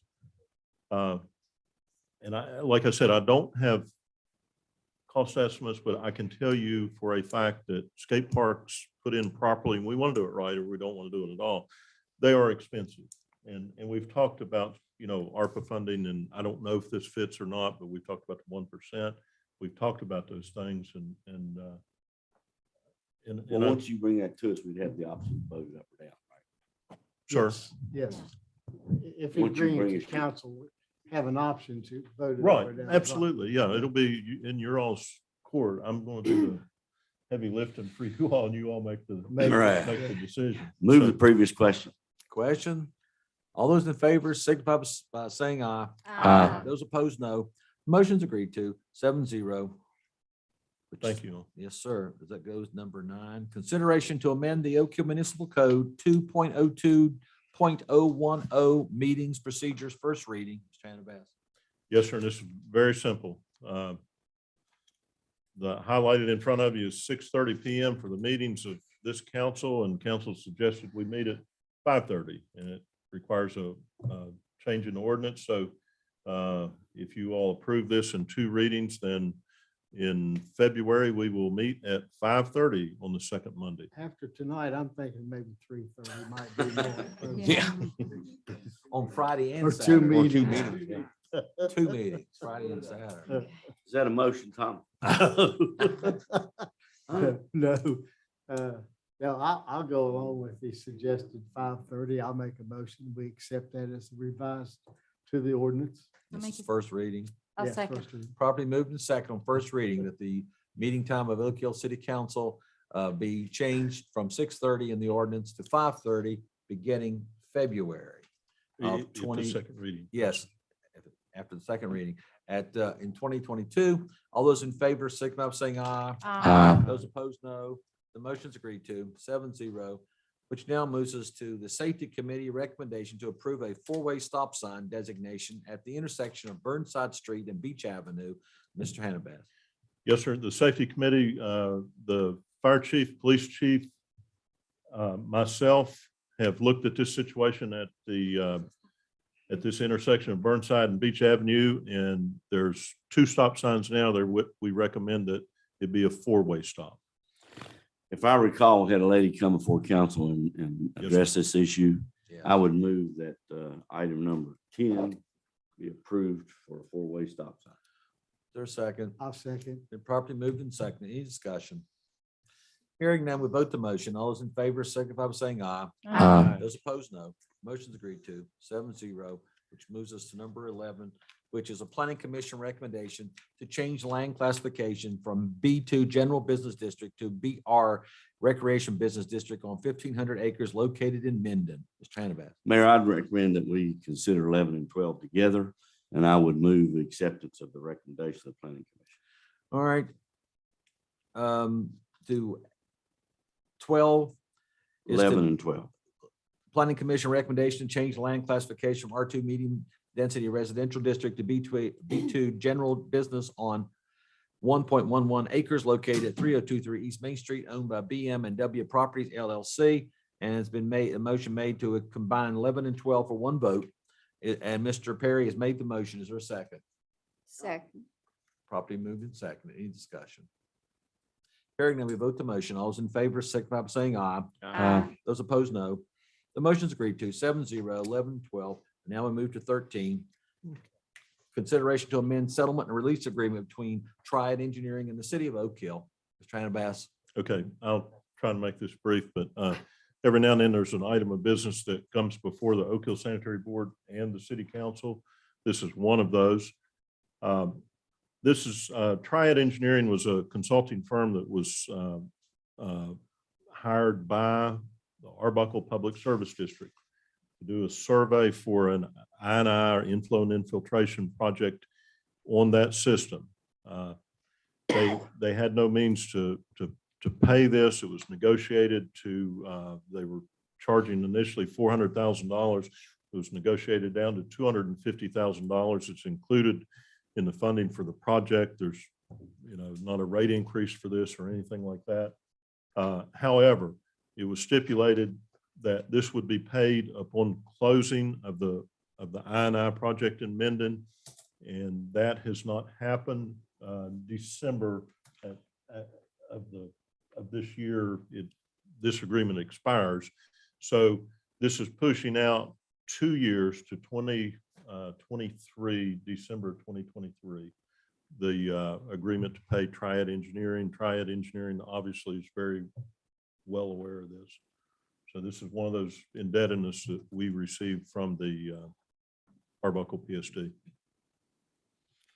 And Triad is fully aware, like you say, that it's going to be extended 2 more years. Correct. I make the motion that we authorize the amended settlement for the release agreement between Triad and City of Oak Hill. Second. Properly moved and seconded. Any discussion? Hearing none, we vote the motion. All those in favor signify by saying aye. Aye. Those opposed, no. Motion's agreed to, 7-0, which moves us to 14. Conveyance of property located at 366 Valley Street property. Okay. Again. The city was approached by a neighbor. This is a VOAD property I believe everybody's familiar with. I don't believe I have to explain it. A neighbor has approached the city because the council initially turned down this property, but accepted the property on Euler Avenue. These were 2 VOAD or the RISE program homes that were torn down, and the structure is not going to be rebuilt here. Now, I would recommend to council that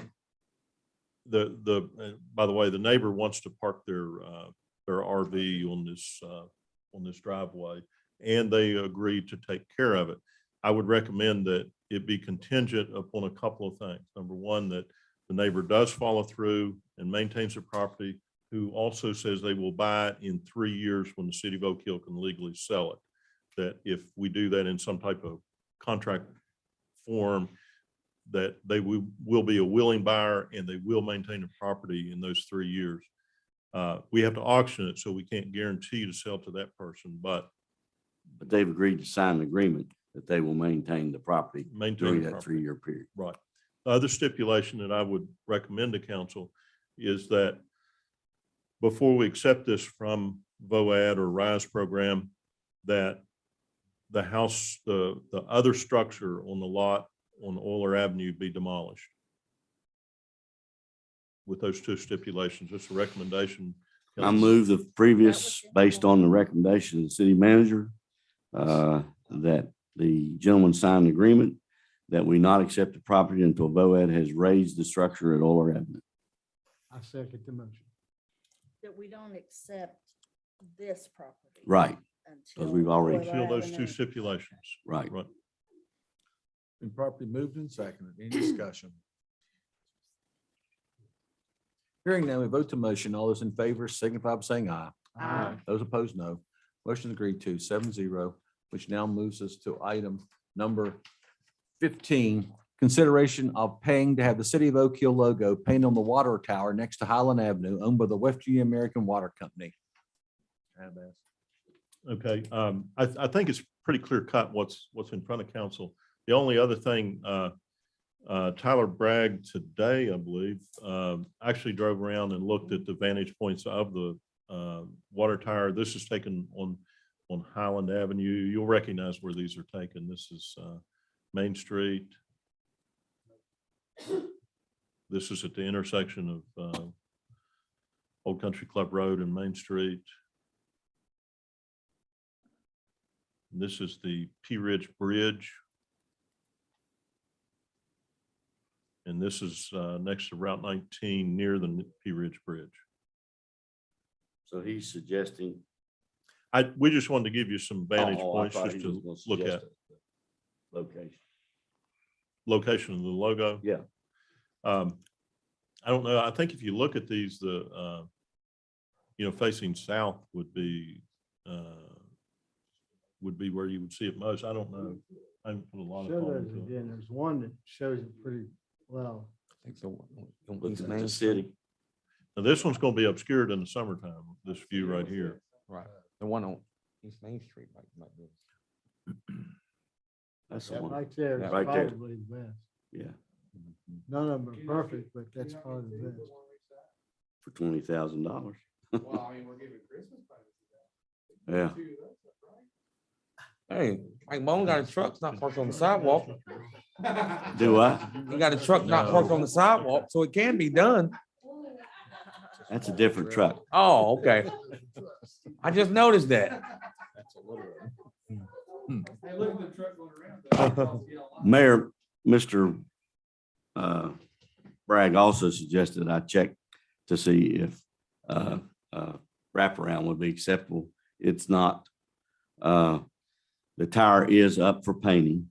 This would be an opportune time. And again, this is something that has hung around for a long time. The water company said this is one of the better logos they've seen. We've talked about visibility. We've talked about Oak Hill moving ahead and along. So I would move that we make the necessary contacts to commit to the painting of this logo on the tower. I'll second. Properly moved and seconded that the city proceed with the painting of the logo on the water tower owned by West Virginia American Water. Any discussion? I will say this, I commend Mr. Perry for taking the leadership on this. That was one of these early, when he came on council, was one of his early proposals or goals, and he's hung there right on that all the way through. And so he's made the calls and worked with the people and who owned the tank and made the proposal. So Mr. Perry, I think we thank you for leading the charge on this, which has been debated before the city council years ago, and it's been been thrown around here and there. So finally, maybe there's some move, I think, on that. So is there any other discussion? Hearing none, we vote the motion. All those in favor, signify by saying aye. Aye. Those opposed, no. The motion is agreed to 7-0, which moves us to the police pension report. We have that in writing to us, right? I move we accept the pension report, also with the acknowledgement of, that it was acknowledged as 124% funded, I will second. that which is, motion. Mr. Oxley said, this is phenomenal in the state of West Virginia. Yes, it is. I know when I was in the legislature, you had the city of Huntington, Charleston, other departments. They're worried and still are. Sure. Yeah. Yeah. So I would move that we accept the written report as provided. for the You already police seconded pension. it, Mr. Oxley? I second his It's properly moved and seconded, accept the police pension report. Any discussion? Hearing none, we vote the motion. All those in favor, signify by saying aye. Those opposed, no. Motion's agreed to 7-0, which brings us down to number 17. Consideration to forgive lien placed on property located at the corner of Atkins Avenue and Victory Street, map 13, parcel 56, owned by Elizabeth Basham. Mr. Hannah Bass. I was approached by Mrs. Basham that she is prepared to sell the Basham junkyard. It's not contiguous to this property that we demolished earlier. But that she would ask the city to consider forgiveness. There's 2 liens for mowing grass, $181, $161, and $5,066.94 to demolish this structure. She asked for forgiveness of that lien, and the rationale was that she was going to sell the junkyard right down the street from this, and she wasn't getting her full asking price and wanted to make it up with the city forgiving the lien. So this structure's gone. Yes, sir. What is your recommendation, Bill? I think that Mr. David's not here this evening. We turned that down before. Council did with Stacy Blackburn had a lien against property on Central Avenue. John David wanted to purchase the property and wanted the lien forgiven, and council turned it down. So I believe that's a precedence. Well, in this case, there is a little difference. I'm not saying I agree with forgiving. Right. She's willing to do something that That's true. could benefit the city, but we don't know who she's going to sell it Right, to. right. Do What's she willing to do? I do, but I'm not at we? liberty to say. Huh? Yes, sir. Again, your recommendation is? Yeah. I think if you forgive this lien, I don't I see think how we're we could ever starting down a place another slippery one. slope. That's what my opinion is. I think we're Is- starting down a slippery slope. I agree with Is this Mr. Oxley, I property think. going to be up for sale? This property, The property that we're considering the lien forgiveness, is that property being she sold didn't with say the that. other She didn't say property? that she planned to sell it, but I guess my question is, if it goes, just say she lets it go to taxes and she sells it in the tax sale, we're gonna lose the money anyway, right? we would lose the money if she doesn't pay the taxes on this parcel, yes. But how many other are we gonna listen to where liens have been placed? Well, I agree with that, but we're not getting any money from them anyway. That's true. I don't see how I agree. forgiving this lien has anything to do with her selling the junkyard That's property. right. Mhm. She's just trying to recoup some of her Right. loss. Yeah, we Loss. can't pay her. Because she asked for a certain price for the junkyard property and she's not getting that. So I have a problem with it. I do too. And you know more about it than we do, Bill, but you're shaking your head this way anyway. I do. I think it sets a precedence. And of course, it's council's prerogative to do it, but I don't see how you could ever collect on the lien. Not that we do very often. We have, the city of Oak Hill has collected on them. I agree. Yeah. it's But- rare. But Seldom. your recommendation is that we reject this. Yes, sir. I move that we reject the request for giving the lien and grass cutting liens against the property. I'll second. Properly moved and seconded that we reject this consideration to forgive the lien on the properties owned by Elizabeth Basham. Any discussion? Hearing none, we vote the motion. All those in favor signify by saying aye. Aye. Those opposed, no. The motion's agreed to 7-0, which now we move into number 19. The Oak Hill Central Business District Building Design Guidelines, request for qualifications, Mr. Hannibal.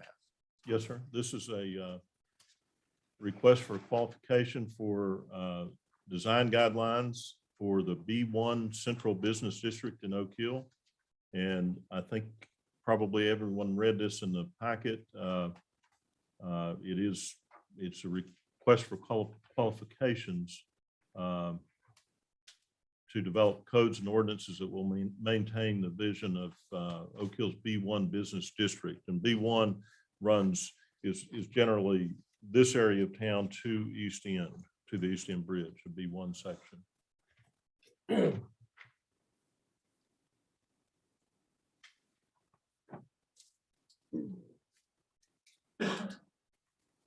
This is kind of along the old guidelines of Main Street, West Virginia used to do. Is that something similar, Bill? Something a little bit similar, but it's more towards the, which of course, Main Street, West Virginia leaned in the direction of developing a national register, historic district on the National Register as well. So I think it's important. I think we need a historical district in Oak Hill. What is you consider the central business district from where to where? From the B1 section Oh, okay. of Oak Hill. I'd like to make a motion that we accept this request for qualifications. I'll second. Properly moved and second. We accept the design guidelines request for qualifications. I think Adam Hodges there, didn't you develop a historic district for Oak Hill and sketch it out? You showed it to me one time some years ago, and it would go beyond just Main Street, wouldn't it, in order to get enough buildings in the district? It was, the concept was to illustrate how a residential district supports a don't necessarily have enough business properties left that are historic, but if we picked up some historic residential properties, maybe we could piece a district together. So that was the concept. And I think it's still valid, but I think this is a great first step. Yes. To get that in place, and whoever does this is gonna kind of let us know what's historic and what's salvageable, what direction to go, like some of these cheese grater looking things, I call them cheese graters. Metal things that went up in the 50s and 60s, they're beautiful brickwork. And so to see if that's the recommendation of the expert, peel that off, clean up the brick and keep it work. Yeah, I thought you'd done it. I thought you'd showed it to me some years ago. Yeah, some years ago. Yeah, it all come back. All right, thank you. Any more discussion? Hearing none, we vote the motion. All those in favor, signify by saying aye. Aye. Those opposed, no. Motion's agreed to. Future agenda items, well, everybody. Any more items you want to add, Mr. Hannibal? You want to catch some of these? I'm good. One thing, this is not an agenda item and it doesn't take any action, but Merry Christmas to everyone. Merry Christmas. Is there a God motion to bless you. accept? Second, is there a second to that? God bless you. Properly moved and seconded. Mayor, I'd like to see an agenda item, the Economic Development Coordinator. What is the status of that? I have an interview, hopefully the final interview Thursday of this week. Was it re-advertised? Yes, it was. Yes. And so I have a interview scheduled for, I can't remember the time of day, but. Do you Thursday. feel like you've had enough applicants to be able to make a recommendation to Yes, sir. council? I expect to make an announcement Friday. Thank you. That's good. Thank you. You read my mind. Any other agenda items? Maybe we could, I suggest we might take some stuff off the agenda. Like, Do what? I suggest we- your motion. I suggest we take some stuff off the On the agenda. agenda next time. next time. Like, we're not getting into the agenda to 2 hours into. the Yeah, I meeting. think he's right. I think we need to streamline the upfront stuff, kind of slim it down. We should be in the agenda by 7:15. A half an hour that The week, same day. Same day. Same day, Yeah. sir. half an hour we extended courtesies. I know. It is like. Well, I think if we can, what the legislature call it, package items to be voted Consent agenda. consent agenda. Board of Education did that. Yeah. And we did some streamlining tonight. You did some Yeah, Agenda yeah. items. Right. But that was Yeah, after the agenda items aren't the problem. 9:15. Right. I It's think up it's, front. Yeah. I wonder if we could get like All right. reports from. fire Any chief, other those guys, comments for get the, on for the package. city manager Maybe. for next time? All They right. are in- With no other business before the city of Oak Hill, this meeting is adjourned and our next meeting's effective will be January 10th, 2022 at 6:30 PM. Adjourned. All right. 8:30 is 10. 8:30, man. Seriously. I mean, it is. Well, that's what he's talking about too. We don't You just need- can't, you just can't stay away from it, can you? If he hands them out. I just say you can't stay away from it. And we sat here and looked at it. Yep. See, here's the thing. Remember, one time Bruce called me. She would put the paper in her packet. Bruce Coleman came to her, said, hey, Another fun hey, evening, wasn't said, look at your packet. So, you know, saved a lot of time. Yes. Oh, I had very few questions. Moving on up. He lets us know about it every day.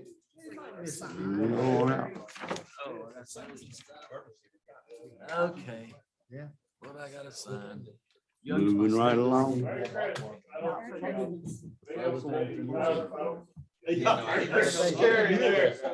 Now, next year, the police are going to invite us to their party. I think he announced it, by email. Didn't he? Sam Petzold, I was in a meeting with Okay, him okay. Wednesday. Yeah. Oh, yeah. No, no. Yeah, he is. He's a good guy. JRTC, Colonel Silver, and, Is he gonna move to Oak Hill? band canceled. Judge Hatcher's house. Uh-huh. So those are two big things. I was gonna Oh, say, it's oh, okay. Middle school. Yeah, okay.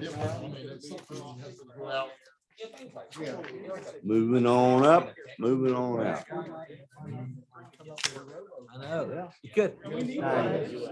Yeah, I voted for him. Oh, yeah.